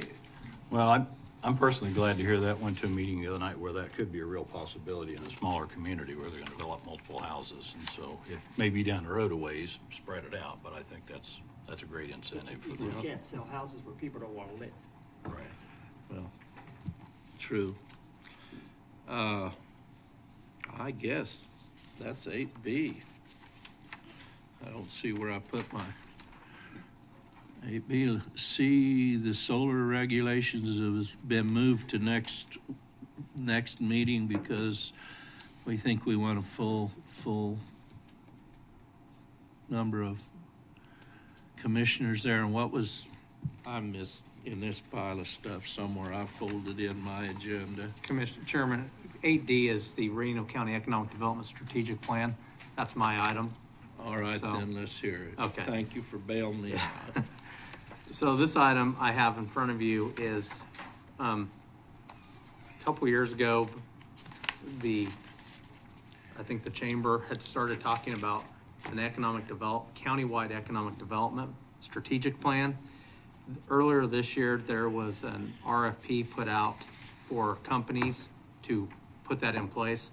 The partners on this are, there's private investors, Reno County, City of Hutchinson, City of South Hutchinson, and Startup Hutch and Community Foundation. So this countywide strategic plan, we've interviewed 3 consultants. Chairman Bogner and myself sit in on those to help make a recommendation. The cost of the strategic plan, I don't have the exact cost right now, but the cost is something that exceeds really what is probably in the chambers, their arm of this for, I think, Greater Hutch or whatever their economic development arm is called, doesn't really have all that money for this economic development plan. This was something that myself and the city manager had pushed last year. We were talking with the chamber, Deborah, and really we're pushing for a countywide strategic plan. So we really knew our roles and where we were going with economic development versus various policies by the city, the county, and going different directions. We wanted the City of Hutchinson, the City of South Hutchinson, City of Bueller, Arlington, Haven, all of us to know kind of where we could go. So this would be countywide, and my recommendation is that Reno County, with our economic development funds, contribute $20,000 for this study. I believe the Community Foundation has said they would give $50,000. I don't know the amount from the City of Hutchinson or South Hutchinson or Startup Hutch right now, but the amount from Reno County, my recommendation is $20,000. Let's go to what? That's a countywide economic development strategic plan. So it would include all the cities, but it's basically a roadmap of what we need to do, whose role in the economic development process, like what the county's role, what the city's role, what the chamber's role, what private investors, and what industries we really need to be going after, where we need to be focusing. Housing would be a part of it, but how do we, for the next 5 years, really be strategic about what we're going after instead of just kind of throwing darts at a wide canvas, we're gonna have a better aim. Like paying someone to do a study, or? Yes, yeah. Have we did that before? I don't, To a certain extent? on economic development, I do not know. I know the capital campaign that Greater Hutch has had, they've done that in the past, but I don't know about a countywide strategic plan. I mean, I guess we need to understand the need for it first. I mean, yeah, we need, but I mean, seems like we pay for a lot of studies. This would be specific for the economic development versus, we did a housing one last year. This is the whole economic development strategic plan, and really it would give, again, action items, roles, and then it would help the chamber do a capital campaign to help fund their operations for the next 5 years, because without that capital campaign, they wouldn't have money. You can see on this summary, oh, I need to move it down a little. Greater Hutch's annual expenditures, you see that private investors make up the majority of their annual funding. And so they need a strategic plan. We need a strategic plan as we put together incentives, but this will help with them go to capital investors for operation of their. What all would this cover? Housing again, or business? Primary businesses and roles, action plans, what we need to do to really take steps. I mean, I know I've probably said it before, but Reno County has not grown since the 80s. It's been going downhill. We've got to do, it's looking, what do we need to do different to actually make Reno County grow instead of continue to decline? The same with all the small cities. In this, will there be, Don, you said it on it, will there be an assessment of each community to see what their opportunities are? Will they include that to see, okay? They will meet with the cities the city's willing to meet, and have town halls and get with specific people in those communities to try to get, I guess, momentum. If I'll be honest, if it's like the housing, very few of the small cities show up. It would give them, yes, in their studies, we made that a part of it, or asked that it be a part of. Something else, this is a two-phase deal. We made it clear that any monies we put in, the phases would have to be divided. We would only contribute to the strategic plan that helps the county and for our decision making, and helps the individual cities within the county. The major cities have already consented to put some money in, but they're going to get the most benefit, so they should put the most money in. The strategic plan, like I said, would give us some input on where we're trying to go and give our smaller cities a voice that may not have the funds. But we made sure that it was understood that this capital campaign that they will go on, our monies will not go in that direction. That's private business, private enterprises, and if some of the other cities feel that they will benefit, that's in their jurisdiction, not in Reno County's. But that's a distinction we made the first time we were invited to the meeting, and that we didn't feel it was our responsibility to spend Reno County money on any kind of capital campaign. They have these, I didn't know a darn thing about going into the meetings, but as I went to the meetings, I think there's been 3.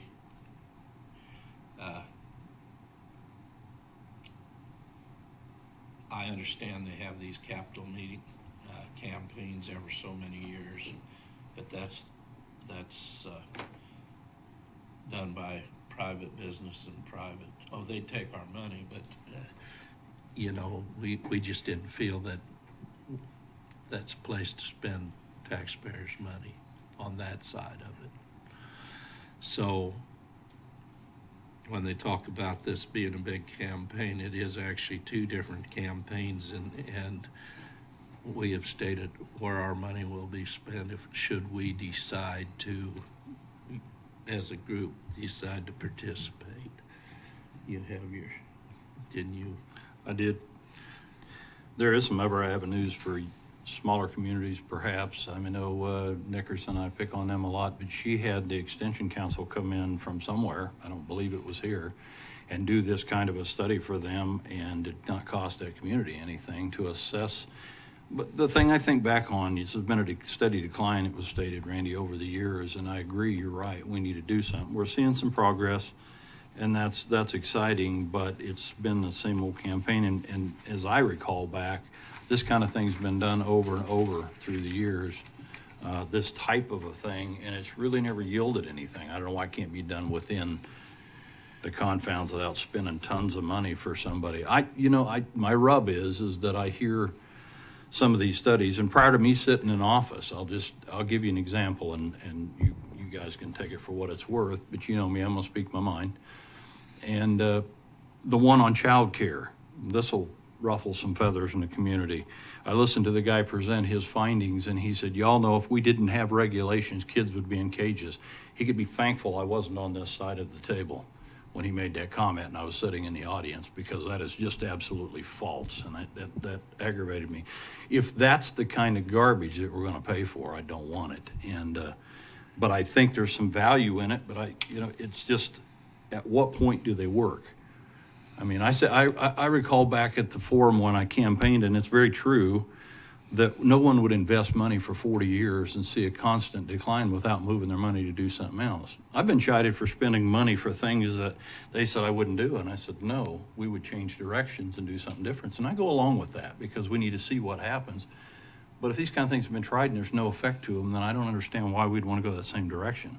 I mean, there's got to be some real evidence, if we're going to spend this kind of money, that it's going to have, I mean, I don't know where they're coming from, who's going to do the study, but I kind of go along the lines of Ron. I hate to spend money that I can't be guaranteed is going to do something to help us. And I know there's no guarantees, but this is a total focus to grow the community, and we keep throwing money at it and it don't work. So at what point do we decide money is not the answer? Money's not the answer for education. It's not the answer for a lot of things. It takes boots on the ground to do something.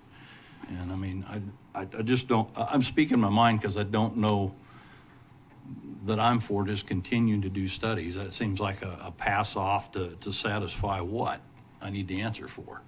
And it isn't going to work. I mean, because I've been around long enough to see people move into a community in big management or CEO positions that don't last very long because they don't know that community. And so if they're coming from somewhere else and they don't know the community, how do they know what functions here or what people want?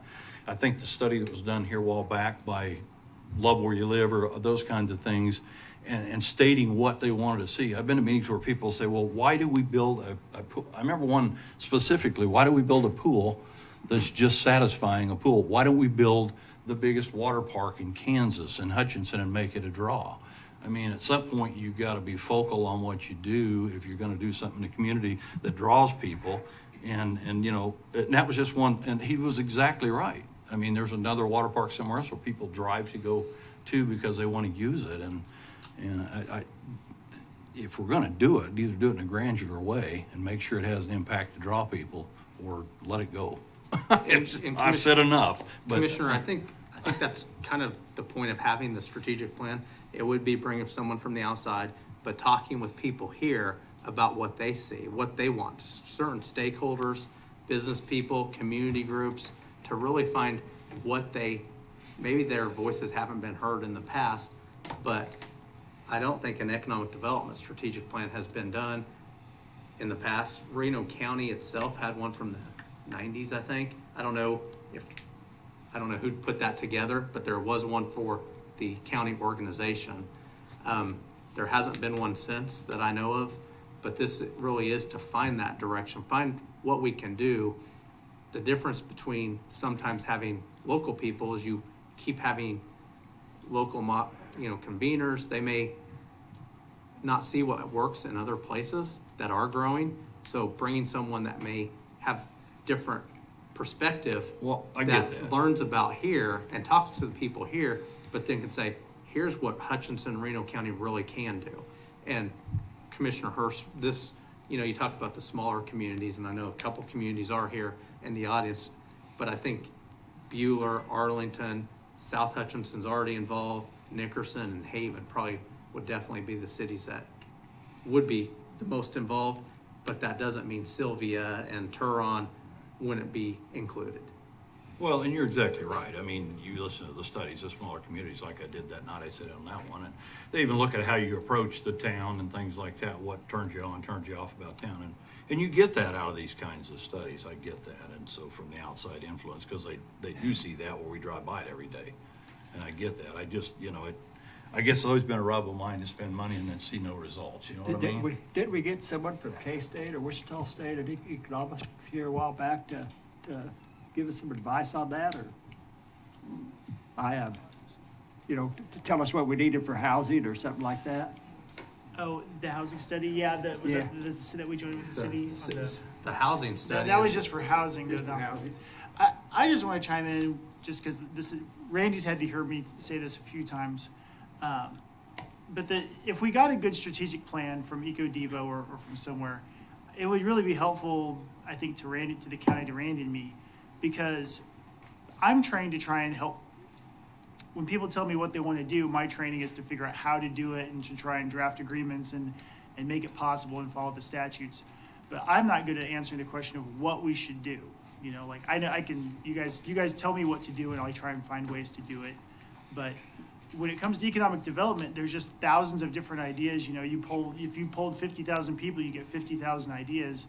If we could get a strategic plan that said this is the best thing we should do, then when Randy and I get hit up with something, we can say, does this meet the strategic plan goals? And it would help us really kind of focus our attention. So that's the goal. And then and doing it with the other cities would be good, because we don't really want to go in an opposite direction of South Hutch or Hutchinson or any of the other cities. So I think if it worked to get everyone together, focus everyone's attention, come up with a real plan that we're all complementing each other, so that we know that what Hutch is doing for it, we know what South Hutch is doing, we know what Buhler's doing, then that's the goal, I think, of this, is to try and get everyone on the same page, which we mostly are, but we're not always. So anyway, it's not so much money. We just authorize you to give a bigger give than that, just to develop an area. So just make sure it's effective if we're going to do it. And it's a tool, and it sounds like it could be. Yeah, we've been throwing money at this economic development and just spinning our wheels, and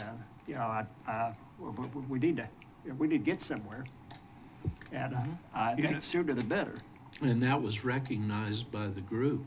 That some of the things we've been doing as a county commission in the last year have been very helpful to them for getting new business, new housing, various things. So, I mean, of course, they're going to compliment us on what we have done.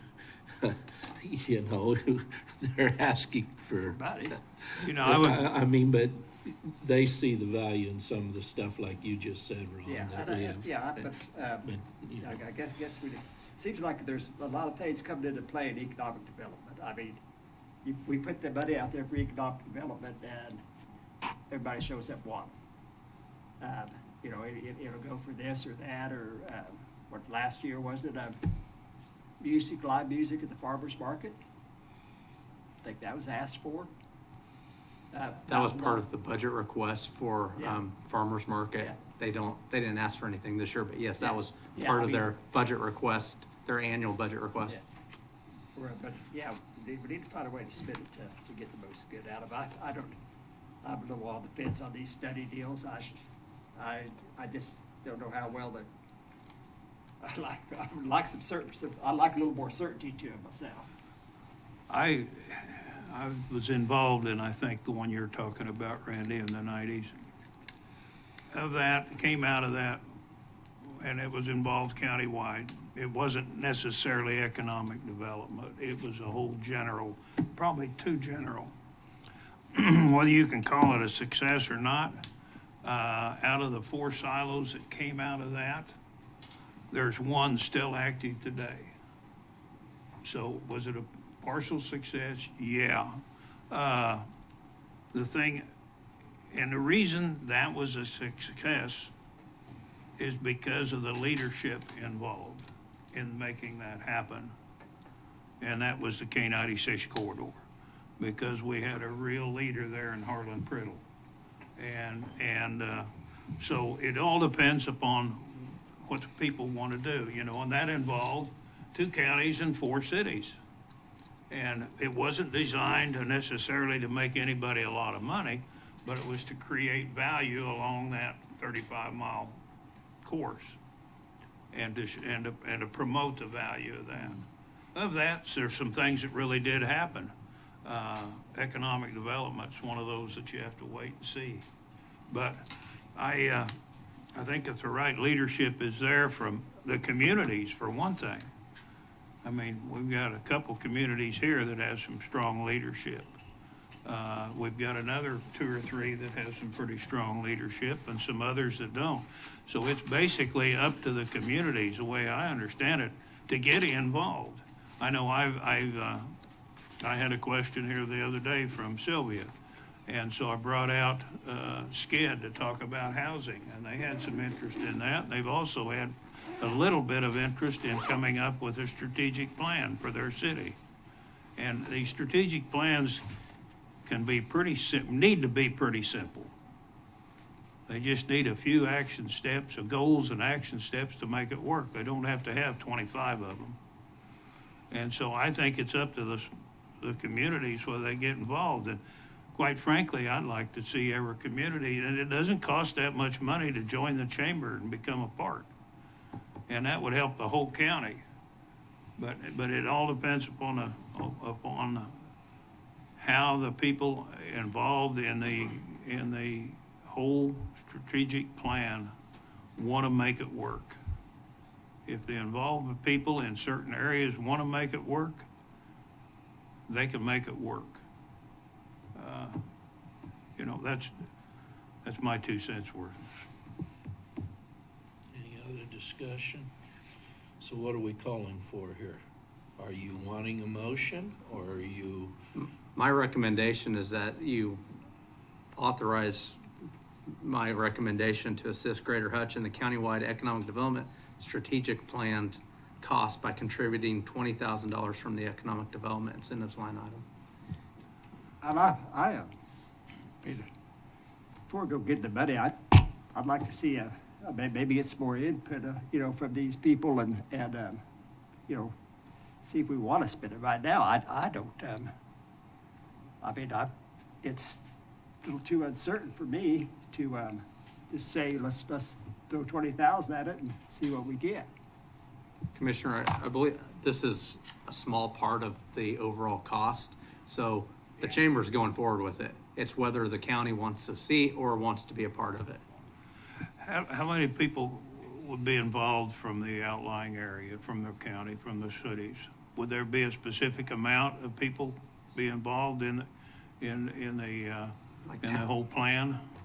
They'll have different town halls, kind of like the housing, and try to get to as many communities and bring as many people that are willing to be a part of it. So it's not going to be just I think there's also probably a survey, and Commissioner Boder, you may remember there's a survey to the county, certain people, but there'll also be town halls. So, for example, if Bueller, Arlington, you know, want to be involved, and they have business people in addition to the, you know, the community leaders, the government leaders, we can have them involved. I mean, we can specify that we want certain people. In order to make them aware of this, it's going to rely upon primarily us as commissioners to go talk to our communities. Is that what? We'll try to reach out also. I mean, sure don't Greater just put it Hutch- on Facebook. Don't just put it on that. You're going to have to go out and talk to them. Well, okay? It was my understanding that the people doing the surveys would get in touch with Did you not understand it that way? Yes, they would be trying to find each community. Maybe it's the mayor or economic development director or city clerk. they'll reach out to the communities to try to find who in that community would be willing to take part. Will they drive to the community and talk to them, or will they just pick up the telephone and call? I would like to see them drive to that community and actually get a feel and talk to them directly. I mean, if that's, I'm nitpicking here, but I want to see it. Those I want questions were asked. Okay. Well, from that aspect. But I'm not sure that we got all the answers. But yes, some of the same questions were asked. Okay. Whether it be on site, depended on the chosen companies. Some made the point that they wanted to be on site with the people, and others said, well, some of that will just be done, what do they call it now, virtual, yes. But I see what you're getting at. You get a better picture of what the community wants and might benefit from if you're physically there. You bet. You think maybe it'd be good to see how many people we could get involved before we go spend this money? I mean, if we don't have the people that we want involved, then what's the use of spending the money? I want to give them a chance, so I want to give them a chance to be able to do that. Yeah. I'm just trying to get a few particulars and things known that's what I think needs to be done. Outside of that, I'm in favor of it. But I think we can let, Commissioner Bodner and I were on that committee, we can let, Greater Hutch know that, to emphasize, which Chairman Bodner already had let them know, and again, it's just trying to find people in those other communities. I know South Hutchinson definitely will be involved, but whether Bueller and Arlington, I'm sure they're here today. Pretty Prairie would be. They obviously are hearing it right now, so I'm sure those two cities will definitely be involved. Haven, I would expect them to be involved in Nickerson. But all cities, we'll try to get as many as possible. But I would hate to say if you set a number, 50 people, but then there's not 50 people willing to do it. Because I understand that, but what I'm just getting at is I want to make sure that they have had at least an opportunity to hear about this, and they can make their own decisions up whether they want to be involved or not. Right. But I would like these. We'll give opportunity for many people in the various communities to be a part of it. Make it a part of yes, we will contribute, but we expect, if we're going to spend this money, that you will contact the people in these individual cities. Whether they contact them but you're kind of like Ron was alluding to. If you're going to spend the money, you want to make sure that you get something for it. Well, I would leave that up to, as far as I'm concerned, leave it up to, make kind of that known, so leave it up to our representatives on this group. That's Randy and Dawn here to emphasize that. So I'd make a motion to approve the county administrator's recommendation to assist Greater Hutch in the countywide economic development strategic plans cost by contributing $20,000 from the economic development incentive line item. Do we hear a second anyway? That's a mouthful. Yeah. Do that again. As read, as presented. How's that? Better? I was just trying to help. Well, I'll second it, and I'll tell you why. Because I see the bigger contributors are all pretty much, except for the city of South Hutch, than the county will be. And there's quite a few private investors and if they believe in this, and I think we can probably go forward with it. I mean, if they're willing to put their own neck out there and their own money, then there's some value in it, certainly. And I've watched them contribute over the years, too, to some other big projects. So we need to find out. I'm kind of on the fence on it. I mean, one more time of spending the money and it don't work. I mean, I'm going to be a no from here on out. It's just kind of, it just hasn't been a good business deal, you know, it has been a good business deal for us in the past, so but if it'll work, it's $20,000 well spent. I mean, I'm not arguing that point at all, but I've got my, you know, reserves on what, just throw another 20,000. I understand. Okay. Pretty soon they all add up, don't they? Yeah. But I feel real confident in the Chamber's leadership to get something done. Well, you know, when there was an ask about being on this committee, nobody volunteered. I did, because I thought we should have some of our people here, not only our representatives as in administration or department heads, that maybe one of us from the board here should. I'm not used to these kind of things. I learned a whole lot. The main thing I got out of it is if we're contributing to the one side and we're making sure that individuals in all these communities get talked to, then that's different than just throwing money out there and not having some strings attached. So that's what I tried to promote the meetings. Randy did a good job of promoting it. A few of the other governmental agencies like us had the same attitude.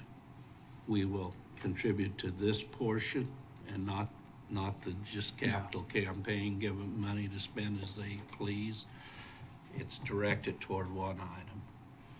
And well, and a certain amount of trust, you know, goes with your staff, and I do trust them, Don. I appreciate you saying that. The only other options for us to be here more full-time, and that's a lot more expensive than $20,000. Yes. To be here with you during the day, so. That's why they moved to this style of county government. So, we had a motion, we had a second. We've had some discussion. I guess time for a vote. Was the condition on that motion made for the to go out to the smaller communities? Was that part of your motion?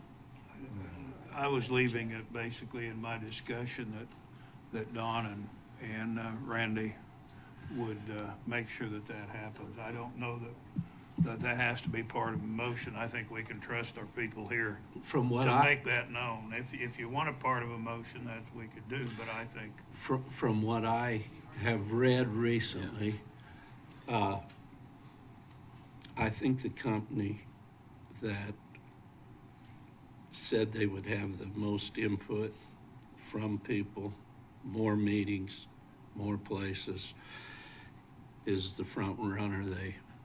I think, if I understood everything right, that's who they're promoting and think should be chosen to do it.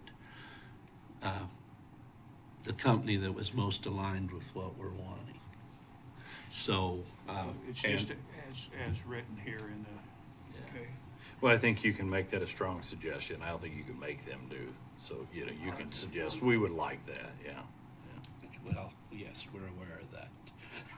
The future funds depend upon it, huh? Yeah. Perhaps, yes. Okay, with that then, yes, we're ready for a vote then, Cindy. Commissioner Parks? Yes. Commissioner Vincent? Well, yes. Commissioner Hurst? Yes. Commissioner Bogner? Yes. We understand rabbit trails. Okay. All right. I guess county administrator reports are next. Okay, so I'll give you a very short break on economic development, but we will get back to that in a second here. First item is monthly department reports. In the packet is for facilities, health, HR, IT, public works, solid waste, treasurer, and youth services. Any questions on anything in the reports?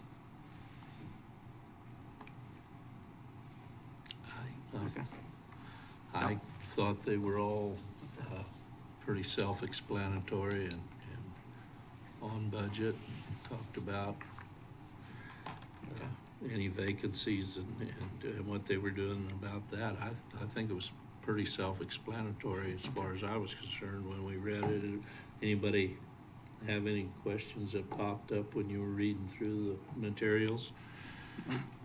Okay, my next item does kind of get back to economic development. The county passed the NRP, I believe in February of this year is when the NRP, Neighborhood Revitalization Plan, was put into effect. And Patrick has been talking with different cities about opting in.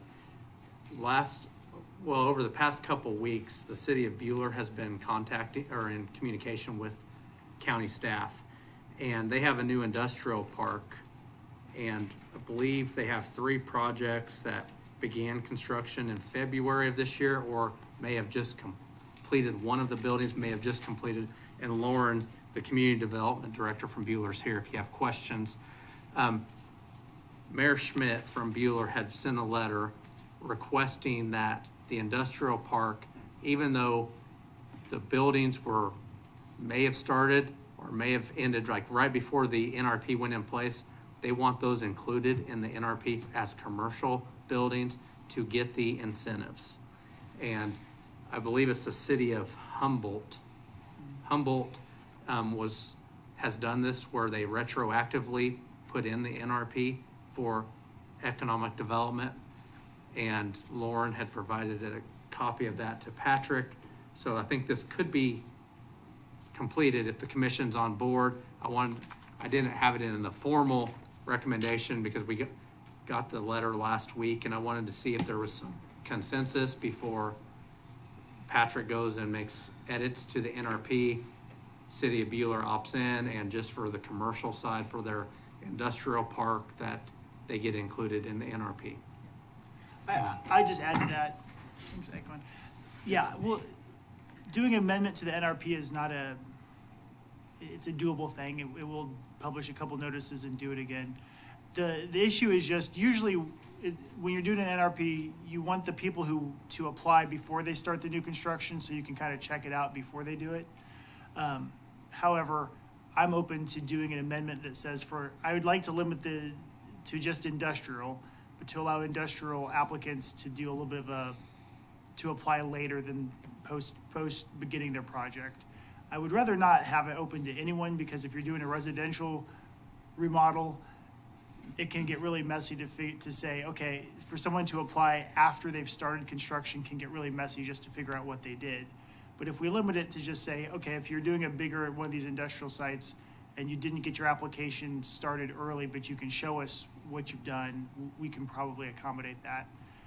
Along with, if we do an amendment, we would probably, I've been talking to some of the cities, and we might just tweak the way the program, it wouldn't look any different from your guys' perspective, but we might just do some housekeeping at the same time. So I guess the industrial decision, we need guidance on from you guys.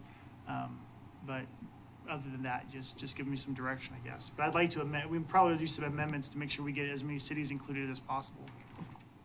And commissioners, Lauren, did you have anything to add? But this is for 3 buildings. Okay, so it's 3 buildings that are started before, usually for the NRP, as Patrick was insinuating, you apply before you start the project for the NRP. These have already began. Well, I kind of hate to see this held up on just a little, minor detail like that. I mean, is it flagrant? 2 years ago? No, I mean, are we talking a month or weeks or? The buildings, I believe this construction began in February. February.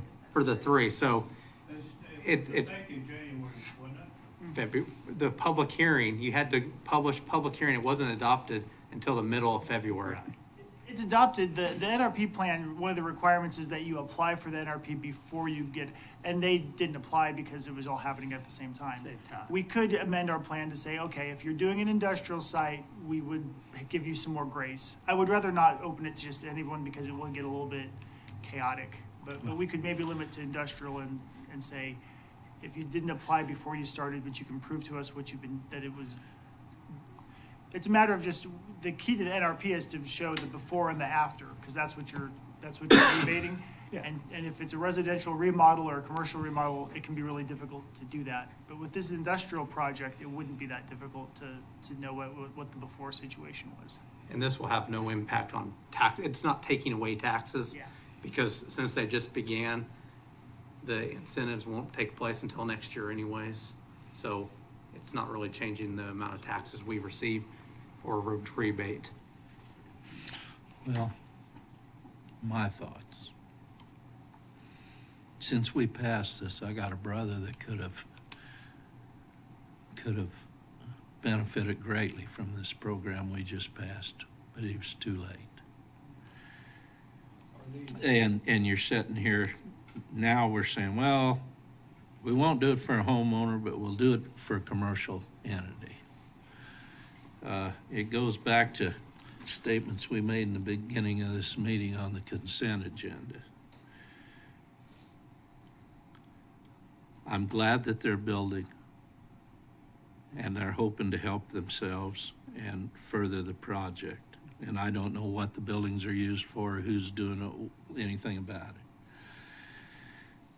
But when you start making exceptions, then where do the exceptions stop? And where do at some point, this is what it is, and that's what if you missed it by a couple, and it's sad they missed it by, 3-4 weeks? Did they start all the buildings then? Did they have the ability to go in on the second 2 buildings? Did they start one? Did they start all of them at the same time? But they apparently have started construction on all 3. Is that correct? I believe 3 started in February and 1 was already completed. And that one's not included. Right, yeah. So it's 1 building. There's 3 buildings, and it's in their industrial park. They're like spec buildings, I believe. So nobody actually owns? On those 3, is Other that than correct? the speculators. No. That, One was already done. 1 is already done, and it's being bought. It's not included. It's not included. That's, The yeah. other Okay. 3 were started about mid-February. I think it's a little bit different. I'm sitting here trying to justify what I just said earlier on. Because it's a little different, because that wasn't, that resolution was not in effect ahead of time.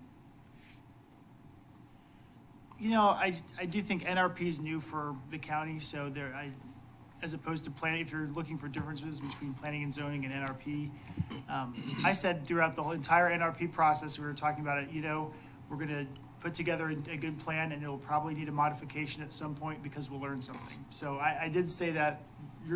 You're smiling because you remember I've said it all the times. I don't know if this is the time for modification. There's fair points on both sides because I want a good product. I want an NRP that works for this community, and I want to follow it strictly once it's, I want to then enforce it uniformly to everyone who applies. That's what I want. well, my thought is if we do an exception here, we've got a whole county out there, and we got a lot of commercial buildings being built. Where does it stop, and where does it end? And, we're opening a can of worms, and whether we want to do that or not, it's at the discretion of this board. You've got your light on, Randy. Several times. Did I not see it bumping? Yeah, no, that's okay. I don't really have a whole lot to add other than the distinction between commercial and residential kind of bothers me a little bit, and I'll tell you why. South of 11th Street, the NLP on that, I had a lady call me on a Saturday that did not get that because she didn't understand filing the paperwork. And the very thing that we were promoting was people coming to this community and building houses, and infill especially, and she did that. And they picked that part, and they came here specifically after they retired from Kansas City. They were born and raised here, came back here and built a house, and then they missed that because of some paperwork things that happened. And I appreciate the mayor at the time and everybody else that got involved with that, Michael, and here on the county side and stuff, and that they made that retroactive because of the paperwork. There was kind of somebody, if I recall, that stood fast against that at the city and wasn't going to give them that. And they full well were do that. They just didn't get the paperwork done right and in time, and she didn't know. And so they made that retroactive to help them. And I thought, well, that was the very reason we produce these things, is so that it can be helpful to people. But you do open a Pandora's box if you ain't careful going back too far. But when you say there's a lot of building projects and time frames, if that's it's extremely close. I don't think that's a big deal to help this one, but I think you have to be careful. You can't go back a year or two. I mean, you know that, so. Yeah, I mean, this kind of came up right after we did it, so. But if there is, like, I'm just throwing residential out, but be real careful that you make distinction that if there would be somebody through the cracks, that we'd better have to consider them too. You know, like I said, I've done NRP with other places before, and so there will be residential people. It does happen. It happens all the time where people just did their project and the marketing didn't get to them, or they're not good at paperwork, or all those things. It absolutely happened. And it doesn't happen because the county doesn't want it. I want everybody to build things and be part of the NRP if we do it. You know, like we want people to qualify. But we do have to have the documentation to run it right, so it's a tricky thing. And Patrick, this is what happened on that house, and they referred back to the county. Michael said, hey, we have that in place. That's up to you guys in the paperwork. If you want to back it up, we'll honor it. And I thought that was a great stance. We'll take care of that because it's here, and that was what it was for. So. And that was a city decision. Yeah, and he came right along and helped the folks, and so I appreciated that. I just kind of followed that one through. So. Yeah, I understand you're making a point there. Or do you see this being do we think this is going to be an ongoing problem? I mean, are we opening up a can of worms, or is just a one deal? You know, we're done with it. I think if we limit it to if we say, okay, just this, we need to have it in writing in the plan when you have to apply, and if it's for, I think we could. I don't know. Don't stutter. Not good when your attorney stutters. It's not good. I mean, because I want to say, I want, you know, I believe that if we do this amendment, I think it'll be okay. But then at that point, we're going to have to cut it off and just starting, these are the rules, and from now on, this is exactly how to do it. Yeah. But I used it in the city of Haven, the first one to use it on the Haven house. There wasn't anything in the county. It was individual cities that went ahead and took the initiative. And damn, you know, keep yourself informed. Who's your builder? Any builder, reputable builder, ought to know the current laws that would help you. And how far do you go out of line? I guess. I mean, I want are we expected to vote today on this project? No, because we don't have it before you. It's, I guess, a question of whether or not you want to see it, whether or not you want me to present that amendment. We have to, with an NRP, we have to do a couple of weeks of notice anyway. So do you want me to work on that or just shelve it? That's the question I have. Yeah. Can we do that by consent? Do we need a motion? We're not passing anything today. We're just instructing you to get us something that we can vote on. Yes. And so maybe, and also you're having the discussion now so that when we have that meeting, you'll have had some more time to think about it, which is probably the other good thing happening here is, you know. Yeah, sometimes you don't want to vote on something immediately after you talk about it, or immediately after you get new new input. I know I wake up in the middle of the night and lay back down, and I don't go to sleep. That's when I do my best thinking and remember what my colleagues have said about certain things that they feel is important to them. Like you say, it's sometimes good to roll it over in your mind for a little bit.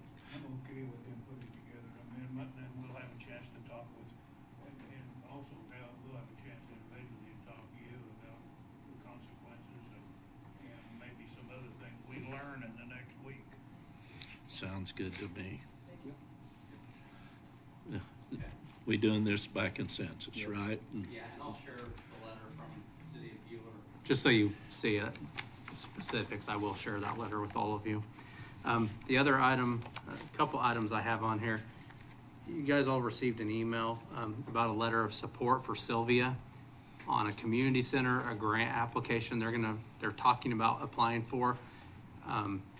There is a draft that Chairman Bogner has. Just wanted to see if I don't think you have to formally vote, but see if you're okay with Chairman Bogner signing a letter of support for Sylvia to apply for that grant from the county. Okay. It's no county funds involved. It's just if you read the.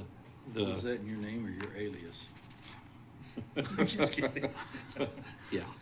But anyway, I think y'all had that in your packet and were able to read what they're doing. It's upgrading their senior center and making it able to provide hot meals for shut-ins and various things they need to do to upgrade that. So it's probably good for the community, and it's just adding our support. Hopefully they get the grant and it gets used for the people of Reno County. Okay. Another item, just as a reminder, Tuesday, May 13th, 6 p.m. in Pretty Prairie is the all Reno County mayors meeting. All mayors in Reno County have been invited. I do not know how many will show up. I know one has already stated they have another commitment, so there's one definitely won't be there, but that is 6 p.m. and it's at the Pretty Prairie EMS building. 6 p.m. I think I wrote it on 6 p.m. on Tuesday, May 13th. And that's one of those things, if mayor can't make it, or even if they can, the clerk is welcome to come. Clerk, or if they have an administrator, any other- manager, someone else that they depend on to, keep up with what's going on. And then the other item, I wanted to see if I could get consensus to send out, this doesn't cost money yet, to send out a request for qualifications for architectural design services for future renovation of the health department building. As we're working on the EMS building, that frees up space, so there's going to need to be renovations at the health department. It's in the 26 budget to do renovations if that gets approved, but they actually have a capital outlay fund, the health department does, that will cover their cost for renovations in the next couple years. But the first step is that we have to do an RFQ to choose an architect and begin a process. So my thought would be to send out the RFQ, do interviews later this spring, and have an architect on board sometime this summer to start the work.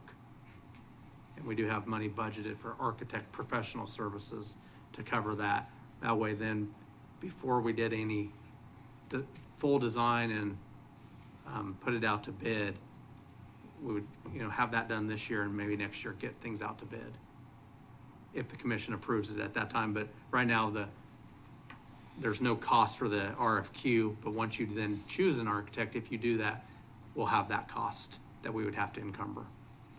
That doesn't require you to do the renovations, but you would have the designs ready to go if you wanted to do the renovations. I'd say yeah. For now. Well, and it gives you a head start on the project when it's actually time to do it. Yeah. That's all I have for my report. All right, so we're down to commissioner reports or comments. I think we pretty much covered everything today. Randy? Oh, just a couple things on me. I've been asked to help in the festivities at the National Day of Prayer at Open Door, and so I felt honored to be asked to go there and lead them in prayer this coming National Day of Prayer. So I will be there. I think that's May 1st, 7 p.m., Thursday, something like that. And then in the last few days, a few of us decided to get airborne and go up in a Black Hawk, and so that was certainly an interesting ride, and I was glad I was able to attend that. Come do that's something you probably don't get to do again. And I thank Sheriff Campbell's comments till after we got down out of the air, for his invite especially. But as four of us in our craft came back down and was visiting with him by the doorway of the stringer before we went and ate lunch, he said, you know, they do call that the iron duck. If it quits, it comes down like a shot duck. So I said, well, appreciate you holding that comment for later. But it was a great ride, got some great pictures, and I think one of the highlights of that was coming in the circle around the other one, caught up with them, and everybody's waving out the open doors to each other. So the takeoff was a little different than what you might, if you have not ridden in a helicopter, and I have not, but it was a little windy that day. And then, but once you're airborne, it was a lot of fun. Did that little dance. Well, with the doors open, you do not hear anything. That's for sure. It's very, very noisy. So thank God for the earplugs. That's all I've got. Ron, you got anything? Day after tomorrow, Thursday, SCED's annual meeting is this Thursday, which I'll be attending. Ron? Okay, forgot. Richard wasn't here. SCED's annual meeting is tomorrow, Thursday, at the SCED offices there at Bel Air. And so if you want to come to another meeting, why, certainly come to the annual meeting there, and it'll start around 2 o'clock, a little after. And also on May 22nd is the K-96 Corridor Development Association annual meeting, and the Lieutenant Governor will be there speaking, and it's the 20th anniversary. So that puts it about 2005, I guess, when that meeting was. So it's the 20th anniversary of K-96, and the Lieutenant Governor will be speaking, and he'll be honoring Harlan Priddle.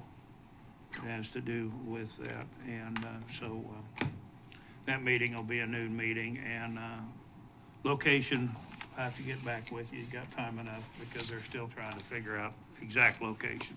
That's all I'll have. As for me, I participated in the Black Hawk deal, and I felt sorry for Randy. He took all the brunt of what they wanted to tell us, and he had to go to a meeting right before he could crawl in the door and do the fun part. So with that, and something I might have said something about was already addressed earlier in the meeting. So that's about it for me. So with that, I guess it's time to adjourn.